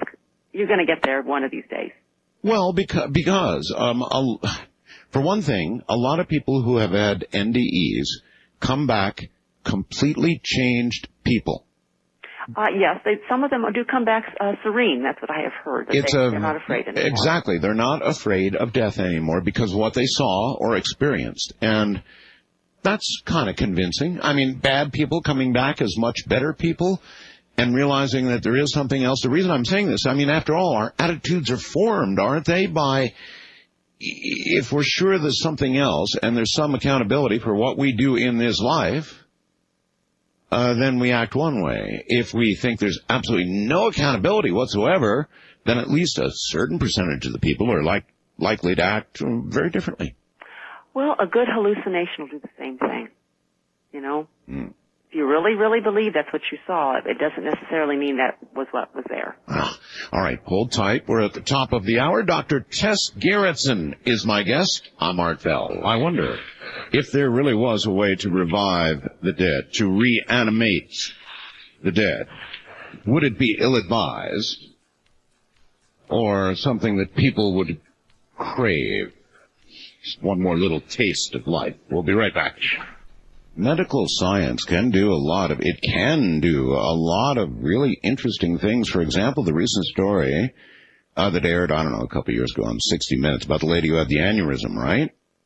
And an aneurysm is like a little filled-up balloon in your brain, which was absolutely inoperable, except they came up with a new idea. They cooled this lady down, reduced her body temperature, took all of the blood out of her body, stopped her heart, brain waves went flat for 40 minutes. 40 minutes.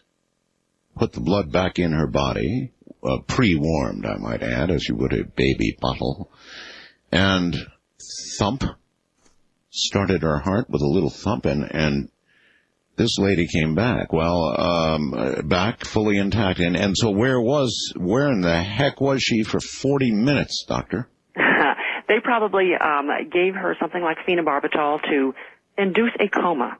So that brain was, if you had looked at the brain on an EEG, it may have looked like it was dead because it was in a drug-induced coma. But not being fed by any blood. That's what they do when kids are pulled out of cold water and they want to revive them. Yes. They give them phenobarb and they put them into a coma. It essentially puts the brain into this state of suspended animation so that everything else can recover, and then the brain is slowly brought back up again. If there was a way to revive the dead, perhaps those dead for, various periods of time and frozen. Would it be, in your opinion, a very ill-advised thing to do or a scientifically valuable thing to do? I think it'd be fascinating, but I don't think it would be advisable from the point of view of all of society. And I know we talk about ourselves as individuals, and we think we don't want to die. Of course we don't want to die. We're having a good life. Right. But when you look at overall society and you look at people, and cities and populations, I just have to get back to what is the best thing for all of mankind. And I don't think it's having huge buildings with jars and jars and jars of brains waiting for reanimation.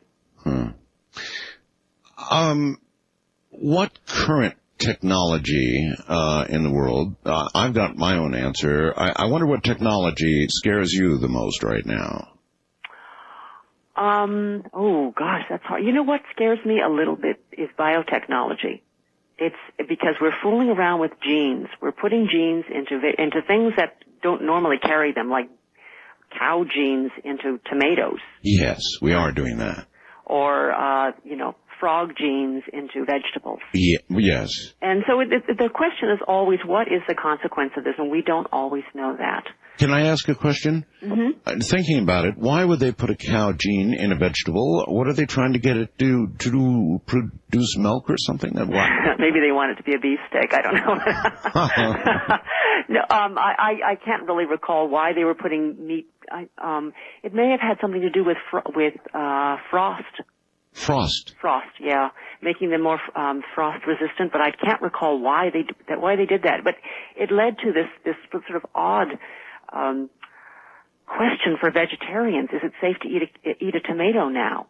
With a cow gene. With a cow gene, right? I mean, are you being perfectly pure about that? But the other thing that scares me as well is the fact we have all these crops, genetically engineered crops that are all one. They all have the same genes. So if something happens to wipe them out, we may have lost a big supply of our corn. Answering honestly, what do you think the oops factor is in this kind of work? The oops factor, it got out. Yeah. It got out. It's now spreading. It's out competing native grasses, for instance. And right. That's right. How big is the oops factor is what I'm asking. In other words, how large a potential is there for a well-intended but nevertheless catastrophic occurrence? I don't know. I think it could be pretty big if you're talking about letting a plant seed out there that will completely outcompete everything that should be there for genetic variability. You just don't want the whole world to be taken over by one kind of wheat. Perhaps not. No.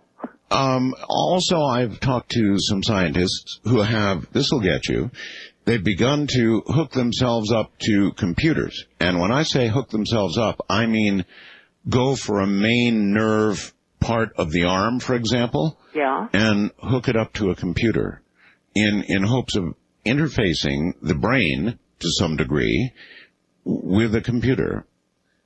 You heard about that? No, it sounds like something out of Spider-Man, doesn't it? Except it's true.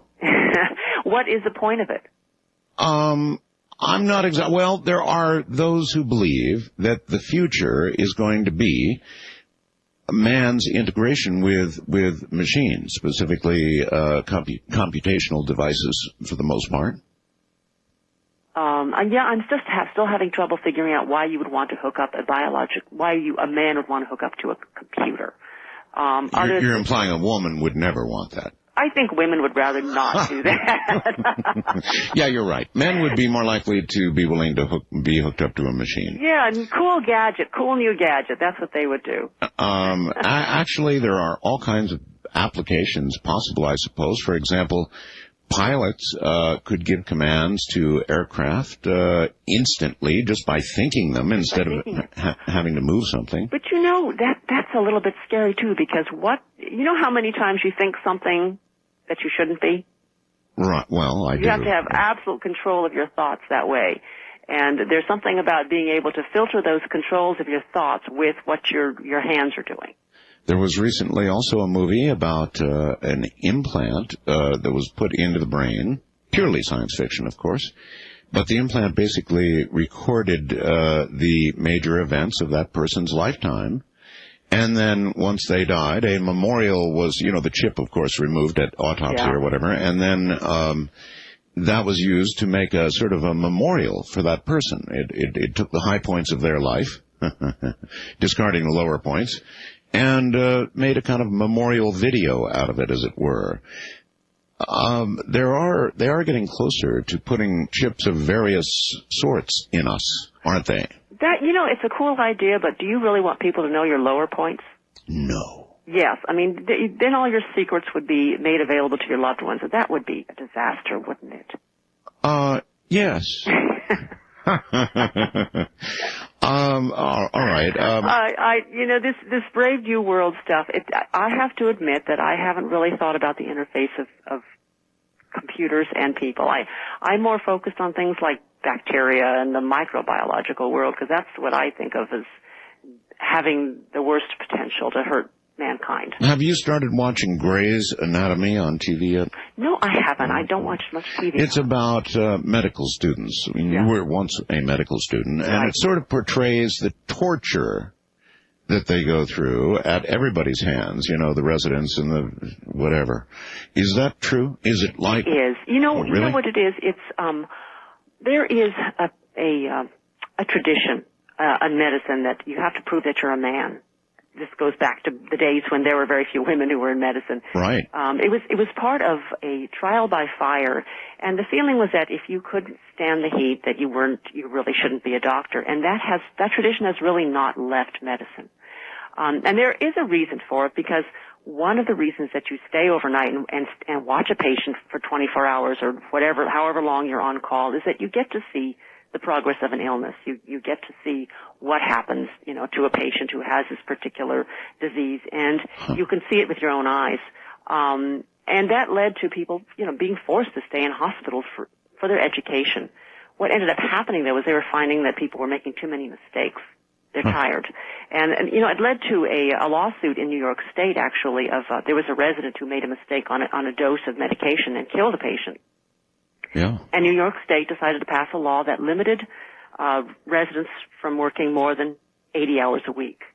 And you think that's outrageous, but when I was a medical resident, there were weeks when I was working 100 hours a week. Wow. And you don't get much sleep that way. No, and you would be prone to mistakes, no question about it. And I suppose many times coming to a patient and having to make a decision without your eyes being all the way open and your brain fully functioning after a cup of coffee, huh? That's right. And the way the schedule works is when you're on call, people don't really know what it means to be on call.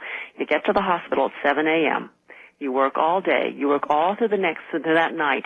And the next morning, you work all day again.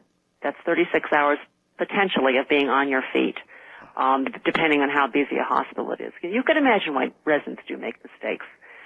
In terms of, whether or not you're abused, it depends on the personality of the doctor who is your supervisor. They're called attending physicians. Yes. And if you're in surgery, there's a good chance they have some pretty prickly personalities. So I think that there's a reason that women, by and large, decide not to go into surgery. It tends to be much more of a male field. Well, you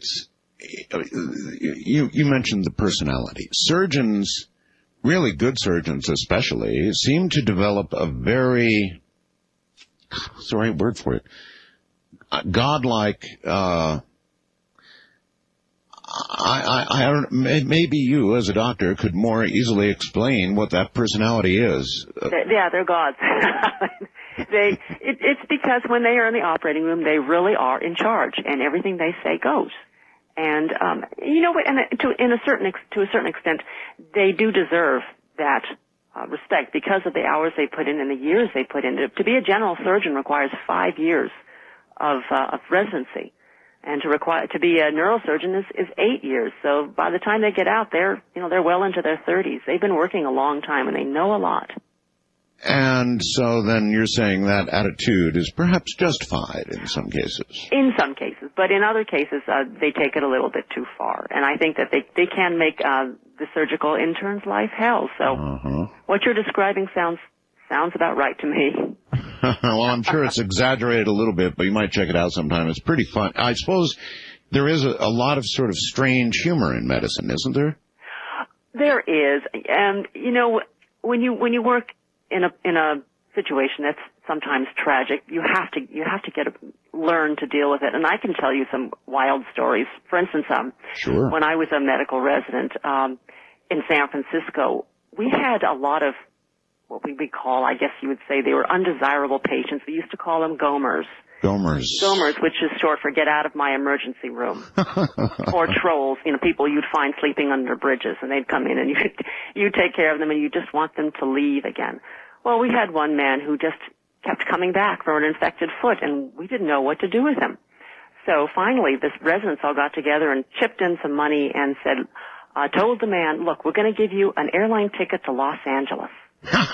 You get to L.A., you go to the emergency room, and you check in and say, my foot is infected, please admit me. So the man said, sure. And so they got him an airline ticket, put him on the plane, sent him to L.A., and didn't hear anything from him for a long time. And then a couple of weeks later, something came from UCLA house staff, and it was a big envelope. And all it had in there was an X-ray of a hand. Huh? And the hand had its middle finger extended. So that was the response they got from the UCLA house staff. I mean, he finally told them, huh? But there are weird stories too from medicine. I mean, you talk about weird things happening. I can tell you about things that made my the hairs in the back of my neck stand up. By all means. I worked in Honolulu. I was a medical resident in Hawaii and worked at a hospital called St. Francis, which was it was an older hospital. And there was one wing where they just didn't, the nurses just didn't like to walk down there. And they would tell me that it was haunted, that a patient had died. They didn't know who it was, but patients who were in that room would often wake up and say, there's somebody in here.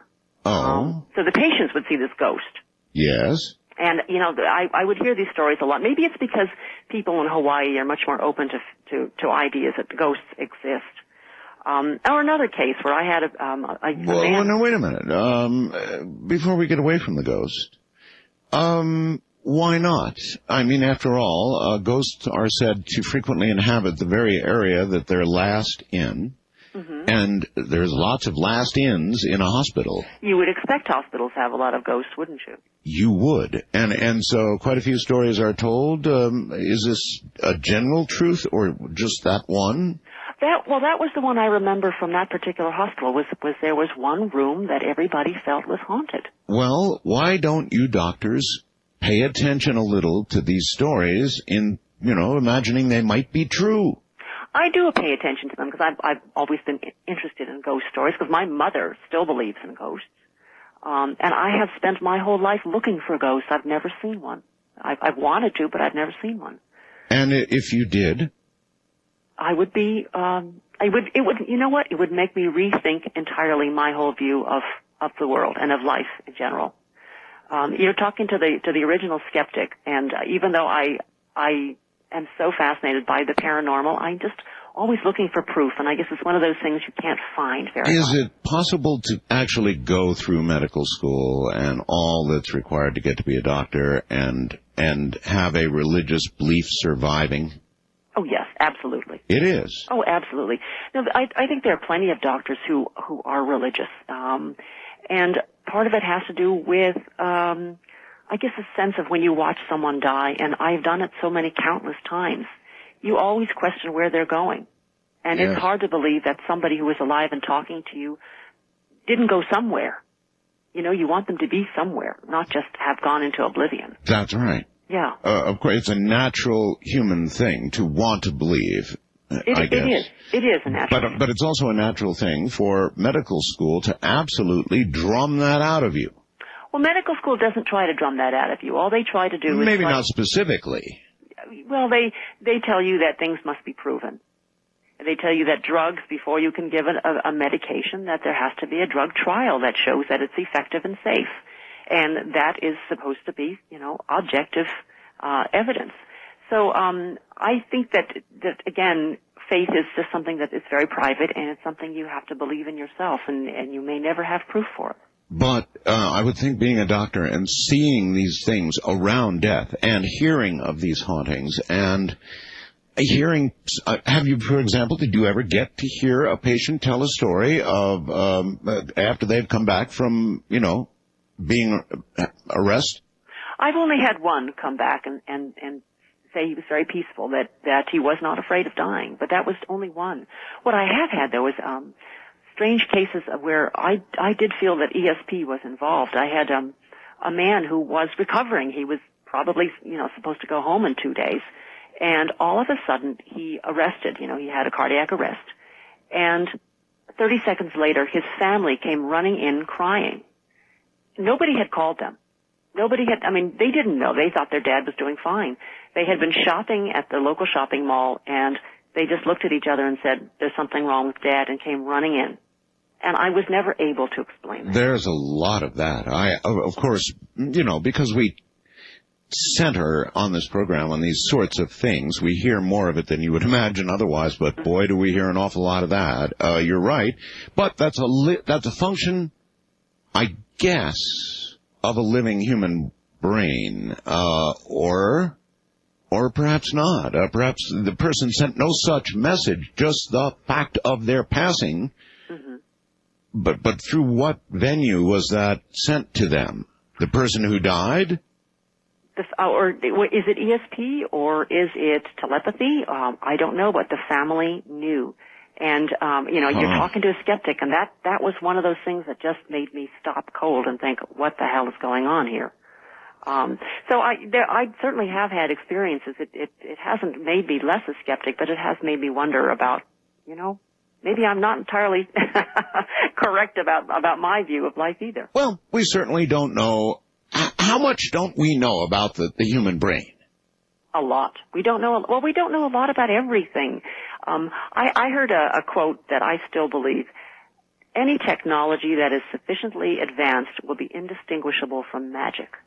Exactly. Hold it right there. My guest is Dr. Tess Gerritsen. And this night, Dr. Tess Gerritsen, she is a physician and author of a lot of very strange books about the darker side of what could happen in the medical world, I guess. That'd be the way to put it. And definitely the dark side in some cases.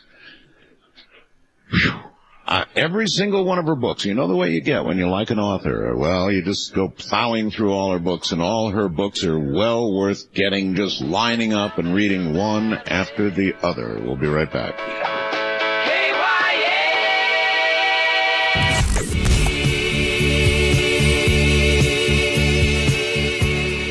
I wonder what causes a physician normally dedicated to the saving of lives and the doing no harm thing turn to the dark side.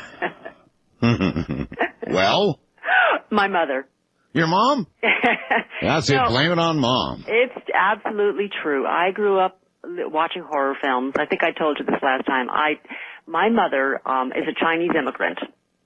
Didn't speak much English when I was a kid, but she did understand horror films. So she dragged me to every scary movie there was, and I was a 5-year-old cowering in my theater seat, and I think I grew up, sort of wondering what was under the rocks and what was behind the locked door, and that's sort of what drew me towards all this creepy stuff. That's why I have this file of weird facts. Well, there are many people like you, of course, because the horror film industry is thriving, but not a lot of them have the medical knowledge to turn it into, every good horror really has to have some sort of almost basic, premise and fact.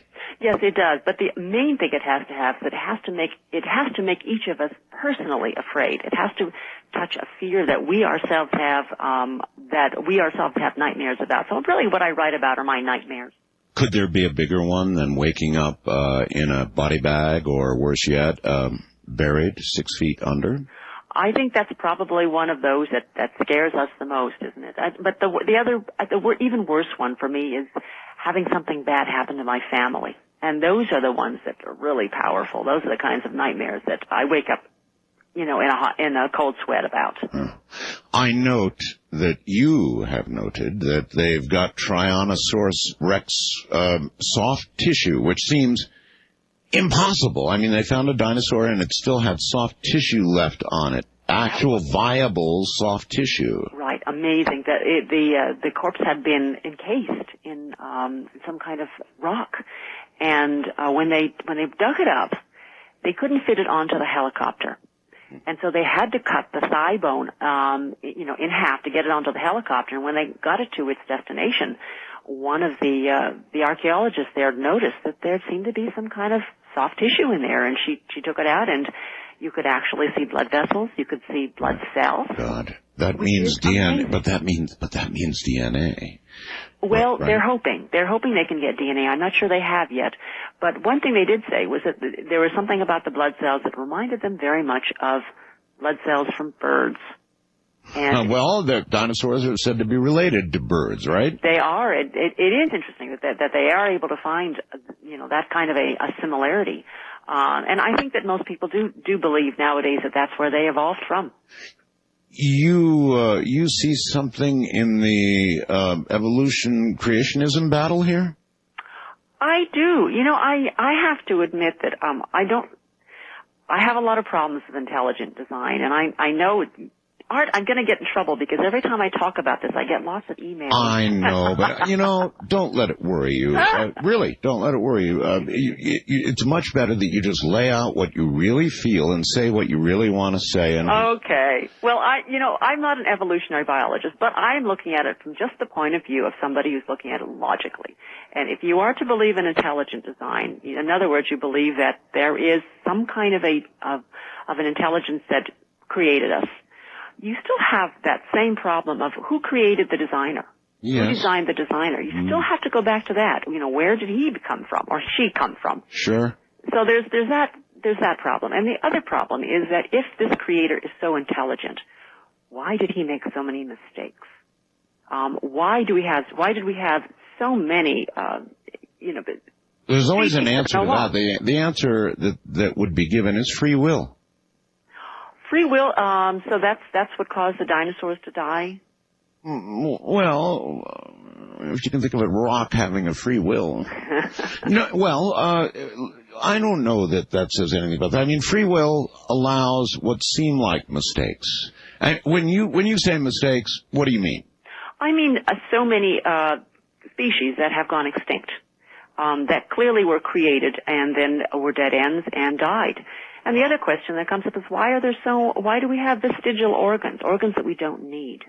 Isn't that kind of strange that we have an appendix that appears to serve no purpose? It's a little bit like an engineer designing a car with a rudder. Yes, that's a very good point. Why, I throw it back on you. Why do we have an appendix? It clearly must have had a function sometime, in the past, but it no longer does. It's for the same reason that an ostrich no longer needs its wings. Well, is it attached to us? Yeah. Oh, yes, the appendix. It has to be cut free, right? And we cut it out all the time. So, are there any anatomical hints about where it is, meaning what it might do? Well, part of what we think it might have done is it may have had something to do with the lymphatic system. It does seem to have some tissue inside that may have to do with, resistance. It may have to do with our defenses. Oh. However, nowadays, the appendix really causes more trouble than it's worth. I mean, that's why we end up having so many appendicitis. Well, has anybody done any studies on people who have had their appendix removed versus those who have not in terms of disease?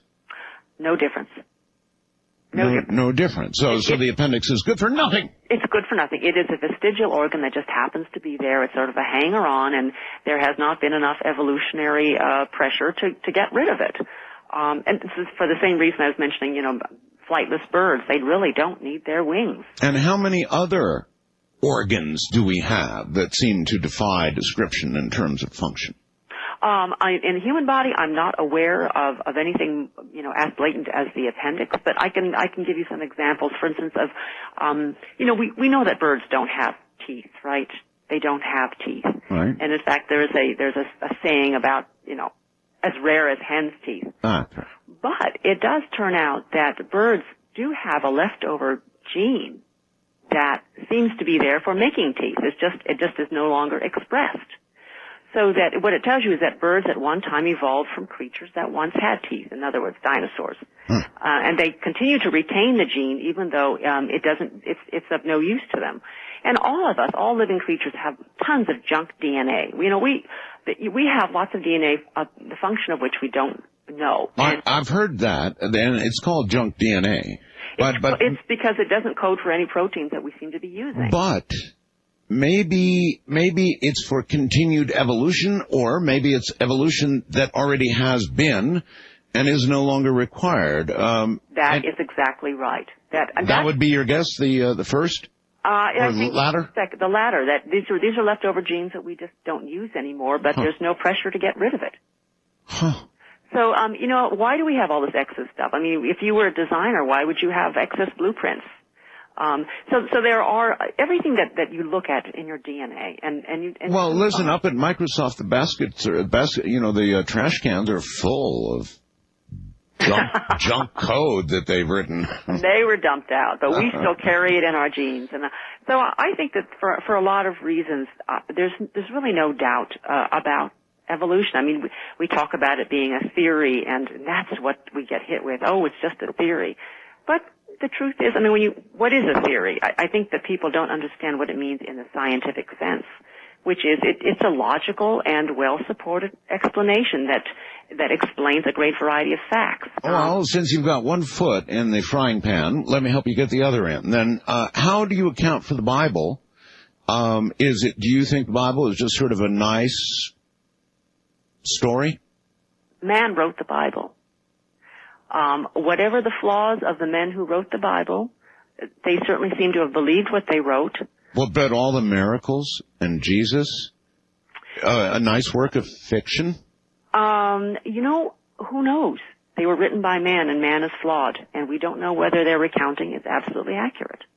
And we were talking about corpses reanimating. There is a theory that the resurrection of Jesus was actually a case of misdiagnosed death. Huh. That he may have been put into the tomb alive, and then he was still alive. Awfully big coincidence, though. I mean, you don't frequently, predict those things. No, fairly you can't. Rare. You can't predict them, but we do know that misdiagnosed death has happened again and again through history. So that may in itself may not be a miracle. I think the Bible has, if you take it as a point of philosophy, it has some very fine things to say, and certainly, if you were going to take Jesus' word, he was a powerful philosopher. But taking the next step further, did these miracles actually occur? Is there a supernatural designer who created mankind, who created... Yeah, but the problem is that if some of it is a lie, then it all could be. Well, I don't think you have to characterize it as a lie. I think you could characterize it as fables that they had heard from previous generations. Well, I don't know, seas parting and all that sort of thing, that's pretty clear. Well, a number of civilizations have the same kind of myth about floods. Some people will say it's Atlantis, it's the Atlantis theory. You probably don't know the name Matthew Alper, but no. he wrote a book called The God Part of the Brain, simply saying death is our biggest fear. Mm-hmm. The brain, in a defense to that fear, because it always forms a defense, demands something like religion, and that even when you go into the deepest forest in the middle of heaven knows where, you find people worshiping something. Right. We do have a spirituality part of our brain. That's right. Whether it's for Christians or whether it's for people who worship the earth, there is something that wants us to be in touch with something deeper, something very spiritual. In the Old West, they called them dirt worshippers.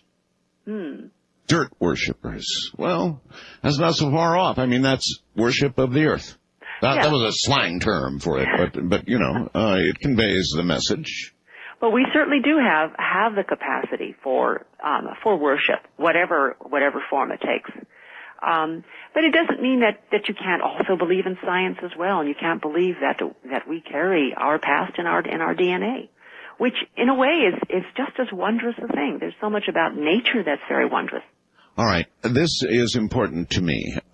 It really is important to me. I'm scared of the bird flu. I look at various things around the world, and the bird flu thing is actually scaring me. I've read story after story here on the air, which in an eerie way seems to have scientists and biologists predicting, just saying, almost saying, it's going to get ready, it's going to happen, the bird flu's coming. It's going to happen. You're saying it too. I'm convinced it's going to happen. Who knows when? I mean, it maybe not in 5 years or 10 years or whatever, but we are going to have another flu pandemic. We have them about 3 times a century. And in fact, the reason I'm actually terrified of this, is because I've been doing research on the 1918 pandemic and saw what a truly living horror it was for people back then. And I just got a bulletin from the Harvard School of Public Health. Oh. And this is a man, he's a physician, and he says, it's coming. And he points out that the 1918 pandemic killed, I think, probably close to 50 million people. But it may have been 100 million. And he says we are totally unprepared. And I didn't realize this, but our Homeland Security Department has actually looked at 12 disaster scenarios, and even Homeland Security agrees that the most likely and probably the most deadly will be a flu pandemic. So are we prepared for it? This country is not. We're not. We're not. And compared to other countries, we are in pitiful shape. How does a country prepare for it? Well, okay, just take the country of Finland, all right? They have a population of 5 million people. Their government has decided that the pandemic is coming. Okay. They have stockpiled about 1.5 million doses of something called Tamiflu, which is an antiviral. I've heard that's the most effective against it. True? Well, it seems to have effectiveness against the bird flu, what they call H5N1 strain of bird flu. So they have enough to take care of 20% of their population. The English people have enough to protect 25% of their population. They have 15 million doses of Tamiflu that they are going to be stockpiling. What would the mortality rate likely be of that? Well, the mortality rate, as the first group of people who died of the bird flu in Southeast Asia, the mortality rate was about 60 to 75%. Wow. This year it seems to be dropping a little bit. It's now down to about 40%, which means possibly the virus is changing. But just to compare countries, the U.S., what do we have? We are apparently going to be stockpiling enough to take care of 1% of our population. Doctor, is that what a virus does? In other words, if it, in its evolving way, decides it's too deadly, does it make the trade-off and become somewhat less lethal, but spread more easily so that it doesn't kill itself off? Is that what a smart virus does? A virus doesn't care. Well, it wants to live, though. Well, a virus wants to live, and as long as it can find new victims, it doesn't care if it killed the last one. So that, flus, this is the thing, the flu virus is a marvelous example of evolution. It's constantly changing because it constantly wants to jump from one victim to another. Right. And it really doesn't even belong in people. It belongs in birds. The flu virus is sort of like, its natural habitat is birds. And it jumps over to us because we have contact with poultry, with chickens and ducks, or it gets into an intermediary such as a pig. Why in the case of this particular bird flu, do the biologists and scientists seem so sure it's going to happen? Why? Because it has already infected, 100 people, 75 people in Southeast Asia. It has gone from human to human transmission. That's the scary part. Oh, now you see, I didn't know that. I didn't know that had been confirmed. Yeah, it has within families. It has, and one of the cases was so mild that he didn't even know he had it, but apparently he did have the antibodies to it. So it has already gone human to human. Oh. They are being very careful and they're watching it. And in Southeast Asia as well as any chicken farm, there's a lot of contact between people and the avian world. And so there's plenty of time for this virus to jump over. Now, the reason it becomes dangerous, most of the time here it is sitting in the chicken, it doesn't bother us. But then it infects a person, and that person is simultaneously infected by, say, a normal flu virus. Well, those two flu viruses can exchange their RNA. They can exchange genes, and in that way become not only very virulent, very, very infectious, they can also take on a form that our immune systems don't even recognize. All right, hold it right there. Two flu viruses that meet each other, take on each other's characteristics, and come and get us. Yikes. Dr. Tess Gerritsen is my guest. I'm Art Bell. To think that it might be, in the end, the little things that get us. I know. Don't let the little things bother you, right? You never let them bother you. Well, these little things bother you. Dr. Tess Gerritsen is my guest. She'll be right back.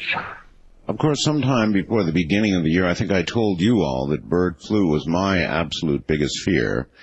And the fact that I saw these scientists continually pummeling us with stories that it was, virtually saying it's going to happen, that you could almost presume it will happen. And, Doctor, if it did happen, if the viruses got together, exchanged RNA, married, became the worst scenario, what are we looking at?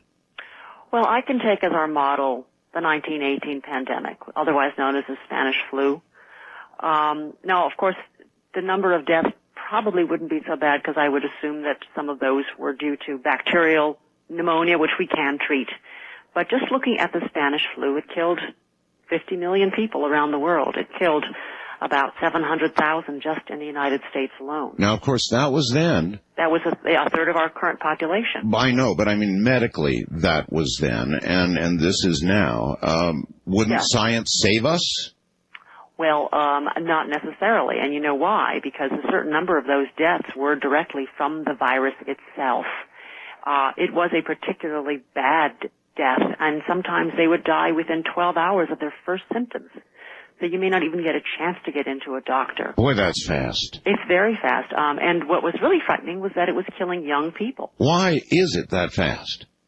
And especially with young people. With young people, part of it was that part of the reason for the deaths was because the body was supposed to be responding. It was actually our immune system that was killing us. That what happens when you get an influx of this virus is that your immune system pours out white blood cells and various toxins to try and kill the virus, and what it ends up doing is flooding your air spaces in your lungs so that you get pneumonia. You just can't breathe. There's no way to exchange oxygen with your bloodstream. Well, we do, though, have more control over pneumonia these days, don't we? Yeah, well, that's for bacterial pneumonia. You can give antibiotics. But these young people were dying of viral pneumonia. They were dying of their bodies trying to overwhelm this virus and instead overwhelming their lungs. So they were, their epithelium, the surfaces, the mucous membranes of their lungs were wearing away, and so people were coughing up blood. They were bleeding from all their orifices, and they would die very quickly. And what made it worse, of course, and this is another thing that is different, is that what was happening in 1918? Well, we were at war, and there were huge numbers of young men who were collected into these recruitment camps. Right. And so they were all, living under the same tents, and it was very cold that winter, so they were all huddled together. And that's part of the reason it was spreading so quickly. But a lot of the spread just was within the military encampments. But then they would leave, and it would spread into the regular population. And I was looking at some statistics that just terrified me. In Philadelphia, 43% of the medical staff at one hospital had to be hospitalized themselves, and a fifth of the nurses died. Wow. You're looking at Cook County, where the mortality rate for influenza was 40%, and half of the people were getting it. So in large cities in particular, it was very dangerous because you were exposed to other people. The only place that didn't get it was I saw there was a little town in Nevada that actually barricaded itself. It wouldn't let anybody in town. That is our mentality. Yeah, well, nobody died in that town, so it worked. It did work, huh? It worked. And if something like this got loose, Doctor, what would you personally do? I personally? Yes. I hate to make a run on Tamiflu, but frankly, I don't think our country has got enough stockpiled. I would probably just try and stay indoors. I would stay away from other people. I would barricade my house, and I would try and keep my kids in one spot and tell them not to go out. How effective is Tamiflu? Excuse me?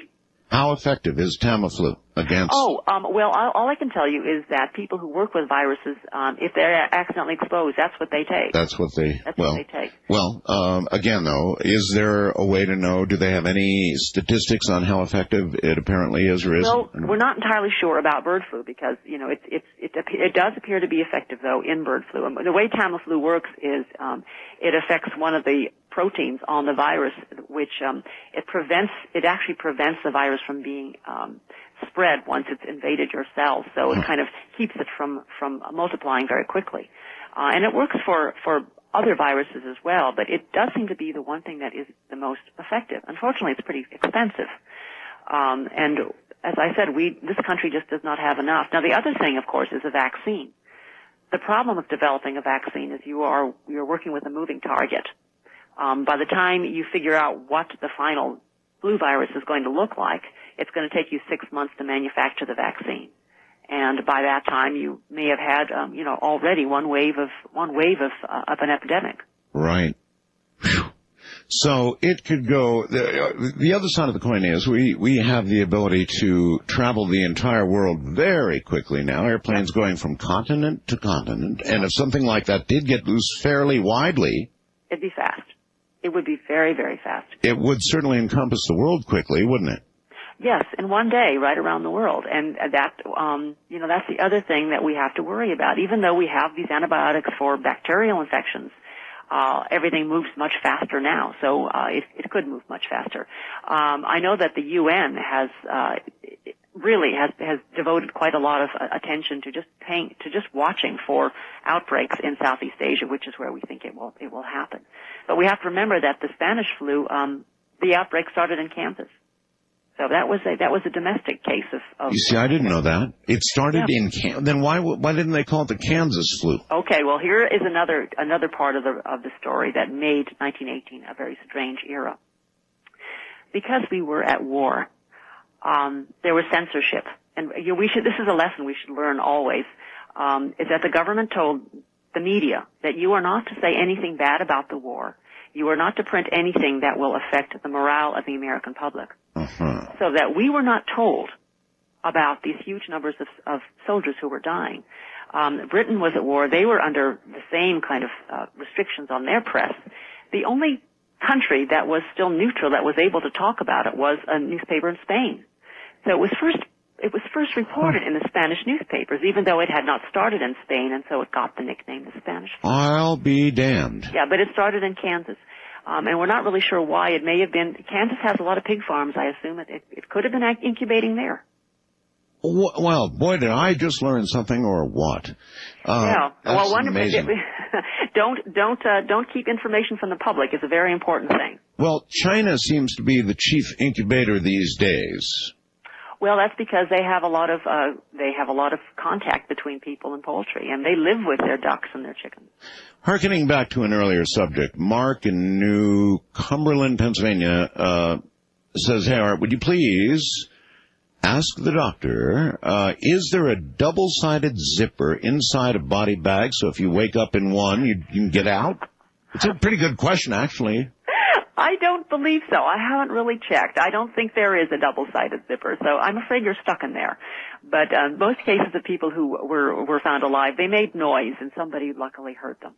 Now, that story you told me about the doctor, about to cut into the body on the table and the hand grabbing him and his dying, that's really a true story? That's a true story. It's a true story. I have, there's another story like that. There was I think he was a cardinal in the 1500s who had died, and there was going to be a postmortem on him, and they cut open his chest, and they looked, and the heart was still beating. Oh, God. And he died, of course. Oh, yeah. Oops. Oh, my goodness. All right. A million people want to talk to you. So, first-time caller line, you're on the air with Dr. Tess Gerritsen. Hi. Hi, Art. Hello. Hello. Hi. Hi. I have actually a question for the doctor. I just finished reading Michael Crichton's Prey, the one you suggested to read a couple of weeks ago. Yes, sir. Very good book.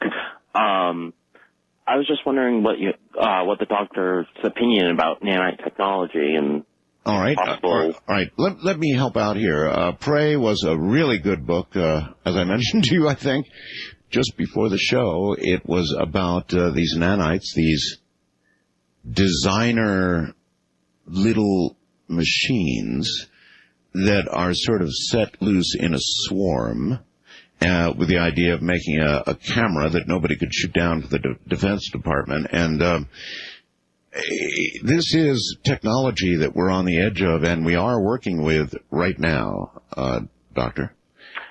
I wish I could comment, but I didn't read the book. Right, but the technology itself, nanotechnology, is something you can comment on if you know anything at all about it. It's kind of, I don't know, the molecular genes side of the of what's being done in medicine. Yeah, I don't know enough about it to say anything about it. So working down, well, maybe you can answer this then. I know you wrote Gravity, and you studied the space program pretty extensively in order to do that, right? Mm-hmm. Have astronauts had sex yet in space? You asked me this question last time, and then, you know what? They're not going to tell me. They're not going to tell me. Well, I thought I'd try one more time, and perhaps you'd forgotten that you didn't answer it then and would now. I ask everybody this question. I've had astronauts on. They don't answer either, by the way. Well, I actually asked that question while I was at Houston. They wouldn't tell me. Well, the fact that they wouldn't tell you might be an answer. I suppose so. Wildcard line, you're on the air with Dr. Gerritsen. Hi. Hello. Yes, I think that God and evolution are not incompatible.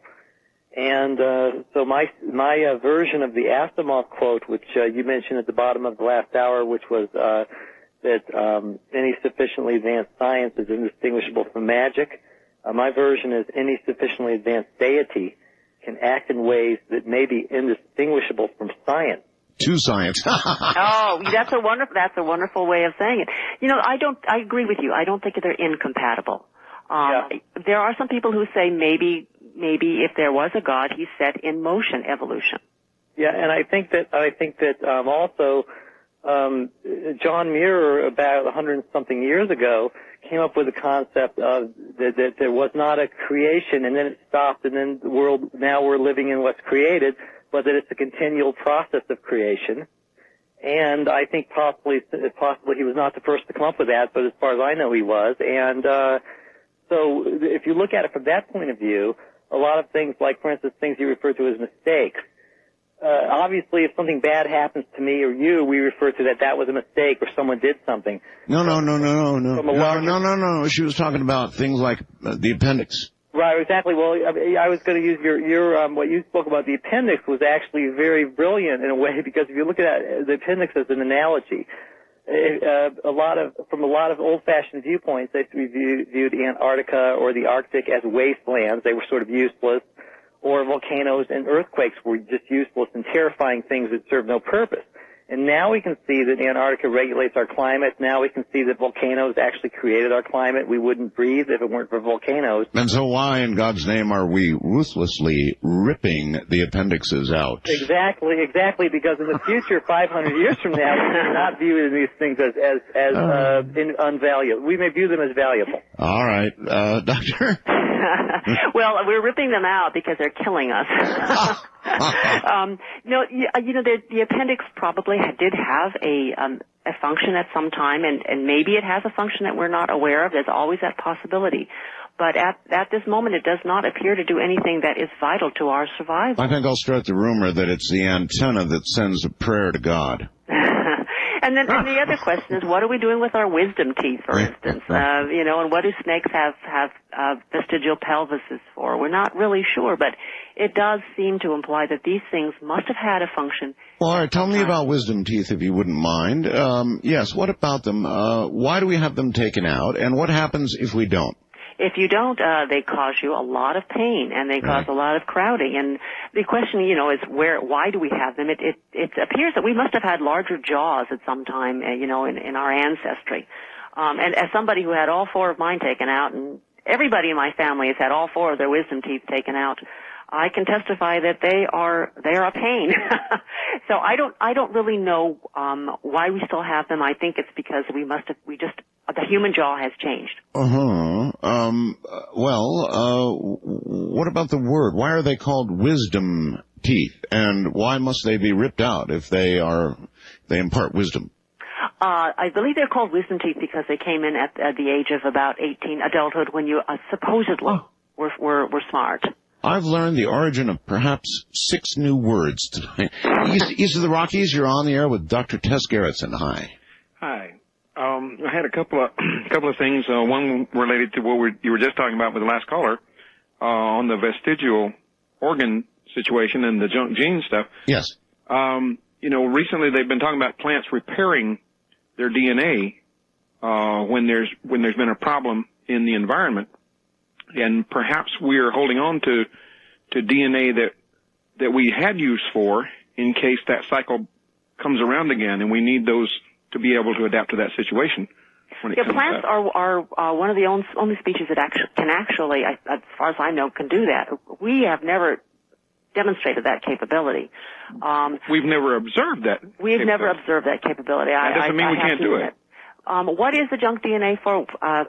Lord knows. I mean, I wish we knew. I tend to think that it's leftover genetic material that we just, again, it's like vestigial organs. It's vestigial DNA. Or maybe it's for something that hasn't come up yet, and we're being prepared. Possibly. And also, I had a body bag story for you if you wanted one. Yes, please. Yes.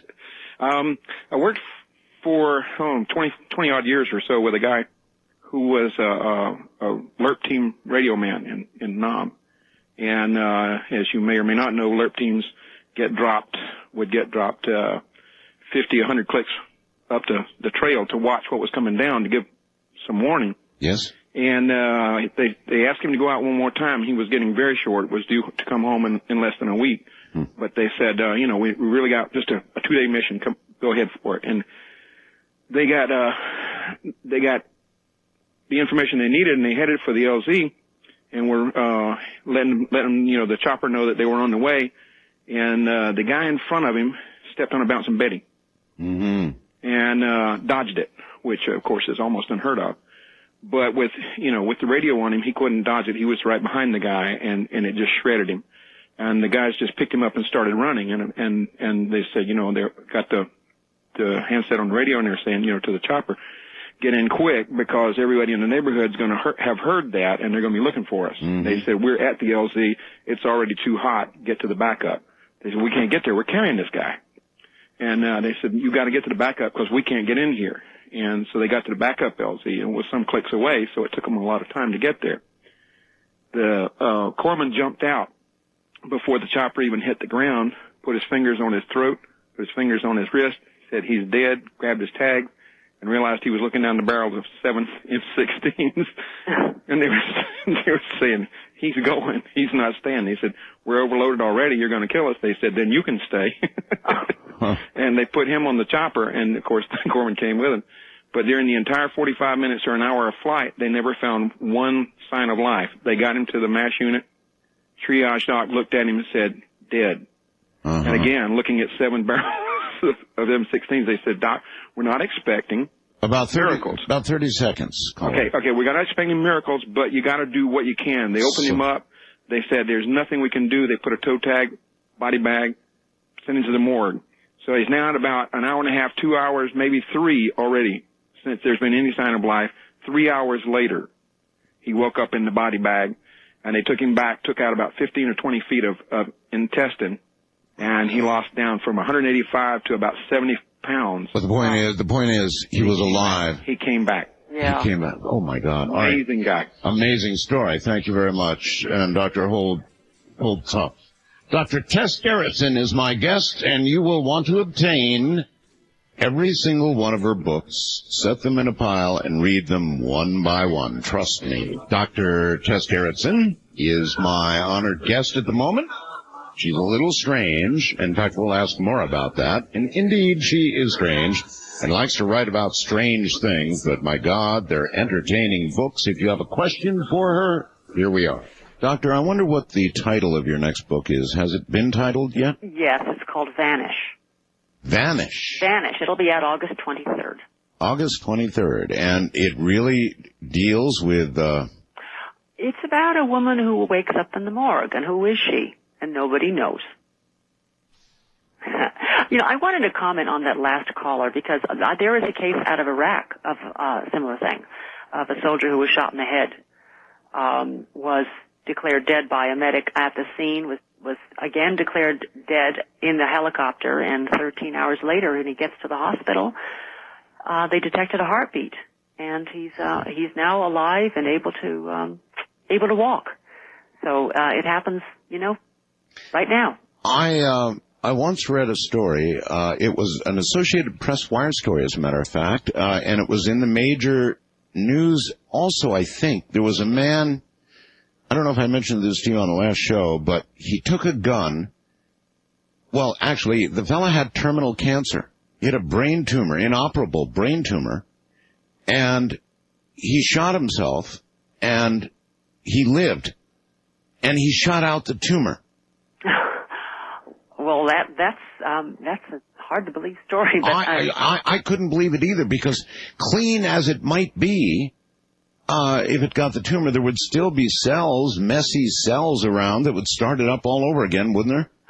Well, it depends what kind of tumor it is. If it's something as simple as a meningioma, maybe he did manage to get it all out. Then it wouldn't necessarily regrow. So it's one of those. I have a hard time believing that, but maybe he saved himself a trip to the neurosurgeon. Huh. All right. First time caller line. You're on the air with Dr. Tess Gerritsen. Good morning. Yes, hello. Hi. My name's Terry, and I'm calling from Atlanta. And I was born with multiple heart conditions, and I've gone to that light and come back. In 1983, they did reconstructive heart surgery, where they used to freeze your body and put you on a heart-lung machine. Wow. Well, what I wanted to ask Dr. Gerritsen, after I came through that, I started having dreams and visions of a girl that I knew, her murdered. At the time, I didn't know she'd been murdered. Turns out I called her fiancé, and he told me about her murder, and it was just like my dreams and visions. All right. So what I call it is like a soul transference. Her soul, they lost me during the heart surgery. And when I went so far out, somehow her soul transferred. Well, that might be a bit of a jump. I mean, it's your interpretation of what happened, but clearly you had visions and dreams and weird things are not unusual after that kind of event, are they, Doctor? No, they're not. They're not unusual. And you say that you did not know she had been murdered prior to that. That's right. Is it possible that you did hear about it sometime after that, and that you incorporated that? She's not here now, but I guess it's possible. But and people do apply their own belief systems and prejudices to these sort of stories. I guess one person might see Jesus, another person might see Buddha, right? Right, exactly. And it's hard to know what happened. It certainly is a weird story, whether it was a soul transfer, whether she actually met somebody on the other side who told her, go back and take care of this problem I had, get my murderer. I don't know where that came from, but I think that if you were going to go about this from the skeptic point of view, you would assume that she heard about the case somewhere, and just did not remember that she had heard about it. A wild card line. You're on the air with Dr. Gerritsen. Hi.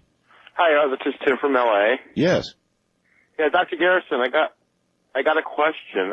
There was a story on Coast to Coast about 2 or 3 weeks ago regarding bird flu and a possible treatment with kimchi in South Korea. Oh, that's right. Yeah, that's right. My question is there something within the kimchi, like maybe the garlic, that actually cured the birds of the avian flu, or do you think it's hogwash? I have not heard about kimchi in any of the medical literature, so at this moment I'm going to say it's hogwash. Oh, it really was a very strong story, wasn't it, caller? No, very, very, very. Yeah, it was in the mainstream press that they absolutely believed there was something in kimchi. Well, kimchi is, let's see, it's chili peppers and vinegar and garlic. Right. Well, I'm not quite sure what it would be in that combination. Garlic certainly seems to be the cure-all for a lot of things. It does. Do you think there's anything at all to it? Not that I can think of. No. I can't imagine why. But it tastes good, so why not? Which brings us to that great unknown power. If doctors really admitted it, how much of a patient's cure is psychological? A great deal. A very great deal. You know what? I'm looking back at the history of medicine. I'm sort of appalled by how much harm doctors have done through the ages. We didn't really know what we were doing for most of medicine. For instance, bleeding. Where did that come from? I mean, very few patients were ever cured by bleeding, and yet that heritage is still with us. There's a British medical journal called Lancet, and the title of Lancet derives from the old tool that they used to open up veins. To bleed people? Yes. So, no, there were a lot of things that doctors did that were probably more harm than good. That's another one I didn't know. I'm never going to think about Lancet the same way. Yeah. and I just think about how much, all these, I read a recent history about the deaths of kings in England and what they all died from. Appalling number of them probably died from their bad doctors doing things that they shouldn't have done. All that fine top-line medical treatment. All this fine top, yeah, they must. And, one of the worst examples of all of harm that we have done has to do with puerperal fever. I don't know if you're aware of this, but in the 1800s, 17 and 1800s, scores of, just how many women would die from childbirth because of infections that were given to them by doctors. They're saying that in Europe, a woman had a 10 to 20% chance of dying, not from the childbirth, but from the infection that came afterwards. So, there a great deal of harm was done. But I would agree with you that, most things do get better with time without any medical intervention.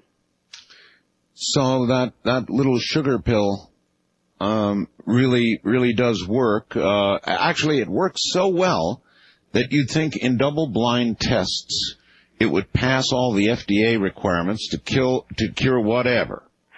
Placebos actually work pretty well. I think I've seen a statistic that 30% of the time placebos seem to work. Well, then why not, here's an idea for somebody to make $1 million. Why not actually produce, or do they, a real placebo that you could go to the pharmacy and a doctor could fill out a prescription form for, send you to the pharmacy, you get your placebo, you go home and get cured. Because the FDA decrees that a drug must be not only safe but effective. Well, wouldn't that fit in both categories? I don't think that they would. It's safe and effective. It is safe, and it's only 30% effective, though. Well, but 30% effective, that's a better shot than you get with some things. For some people, there are patients I really wish I did have a placebo tablet for, because nothing else would take care of them. Yes, sir, I'm going to patent it. The placebo pill. East of the Rockies, you're on the air with Dr. Gerritsen. Hello? Hello. Hi, Art? Yes. How you doing? Fine. Dr. Gerritsen? Yes, hi. Hi. I have a story about my grandfather. He's an old war veteran, and he was I got a call about my grandfather being in the hospital. He was a little ill. Oh, you're going to have to speak up. Your grandfather was ill? I'm sorry. My grandfather was ill. I got a call, and my dad told me my grandfather was ill. So we went to see him, and he seemed fine.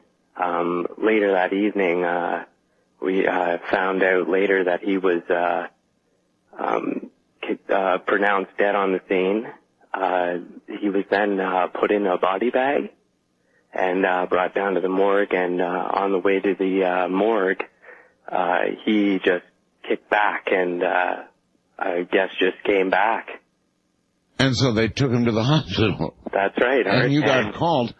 Yeah. And he came back, and you know what? He was with us for 7 years after that. Oh my gosh. It was just great. We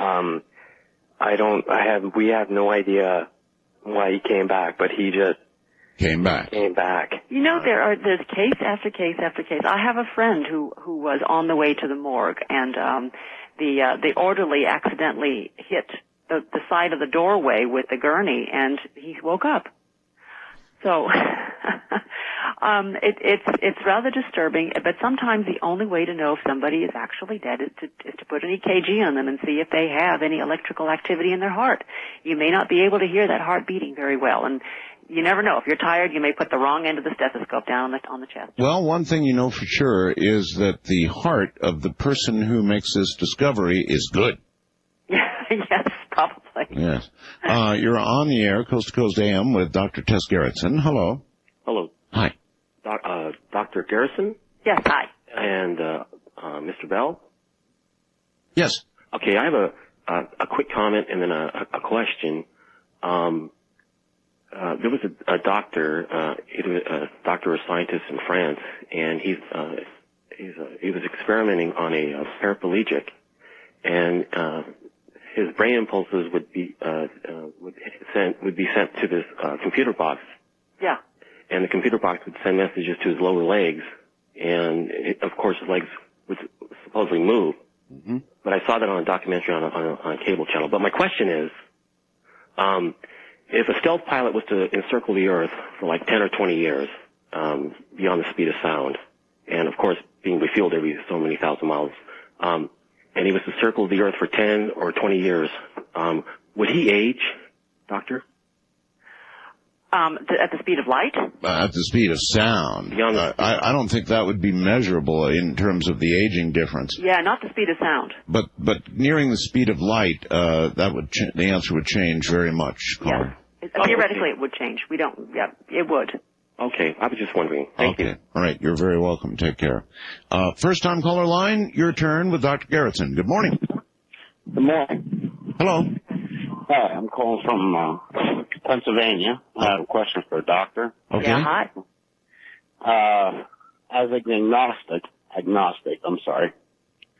As a believer of God, I've heard the different viewpoints of agnostics and their ideas and tried to weigh it. And I had to ask myself, what if I'm wrong?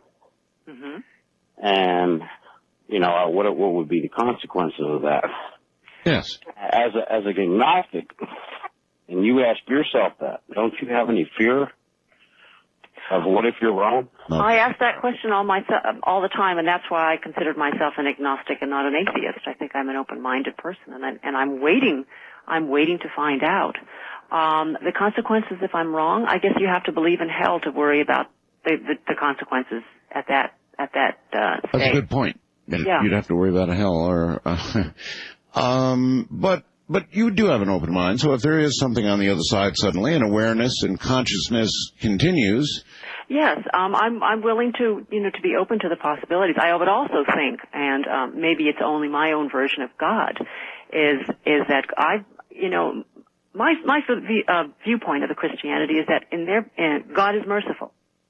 That he is willing to welcome anybody who has been a good person, who has done works of good, and whether or not they believe, I would think that they would be welcomed. So it's a matter of how you view the Almighty, whether you believe they're merciful or whether you believe they're heaven is closed to good people. I wonder if there's any possibility that, or what the social implications would be if science definitively answered the question of God one way or the other. Either way would have drastic consequences. It's this not knowing that keeps us where we are. Well, you know what? They've actually done some studies on atheists and agnostics to see what kind of social people they are. It turns out that they don't have any higher divorce rates. They don't commit any more crimes, and certainly in college students, they found that they did not cheat any more in tests.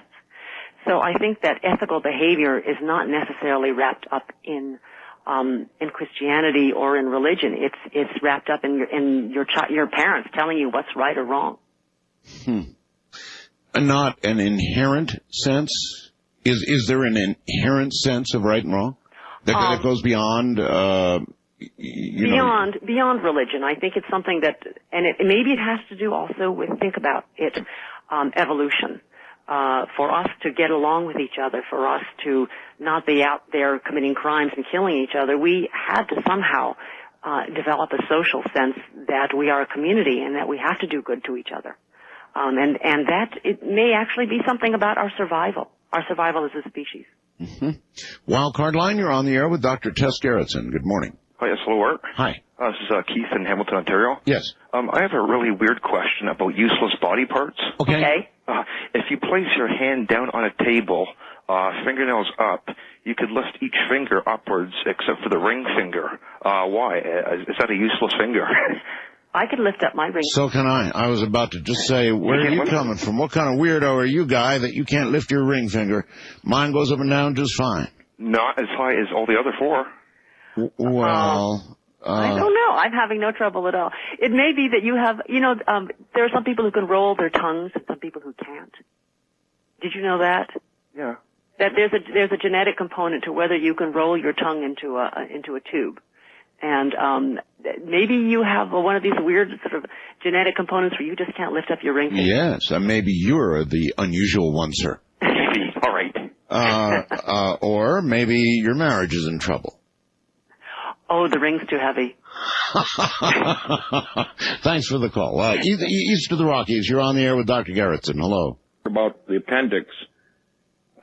In primitive people, they used to eat a lot of fruit, a lot more seeds, the seeds because they ate so much, like fruit, that the appendix was, for some reason, I don't know if it filtered out the seeds or something. I read this in somebody's guess. No yes, doubt. well, it must have had some kind of a function for the digestive system, because there it is sitting at the end of the cecum, but right now, we're not really sure. And then again, I did mention that there may have something to do with the immune system. We just don't know. It definitely must have had a function in an ancestor of ours. Where do you get ideas for the books you write? I read weird stuff. I'm one of these omnivorous people who I read Science Magazine. I love Science Magazine and Scientific American and Discovery and the National Enquirer. So, really, Art, what I do is I read something, and if I get that punch in the gut that tells me, oh, this really bothers me, this is really scary, or this really raises the hair on the back of my neck, then I work at that to see if I can make it into a book. How do you find life as a writer versus a doctor? Well, I actually left medicine because I had 2 young kids, and I just could not do it all. I really feel sort of sorry for women who are forced to work and want to be home with their kids. I wanted to be home with my kids. So it was really them who determined this. But now that I've been a writer for I don't know how many years and making a lot more money than I ever did as a doctor, it certainly made a lot of sense. Well, listen, as always, I want to thank you for being here. The hours just rush right by, and I hope everybody out there will rush right in and buy Gravity and then all your other books. I've read them all now. Thank you very much, Art. It's always been fun. And I'm looking forward to your next, which, again, is due out when? August 23rd, Vanish. I'll be looking for it. Take care, Doctor. Okay. Thank you. Bye-bye. Bye-bye. Don't forget tomorrow night, folks, the real Amityville horror story, the real one, with George Lutz, who really was there. You want to hear something? You're going to be here tomorrow night. In the meantime, you all have a wonderful weekend, and I'll see you on the next Night Hall.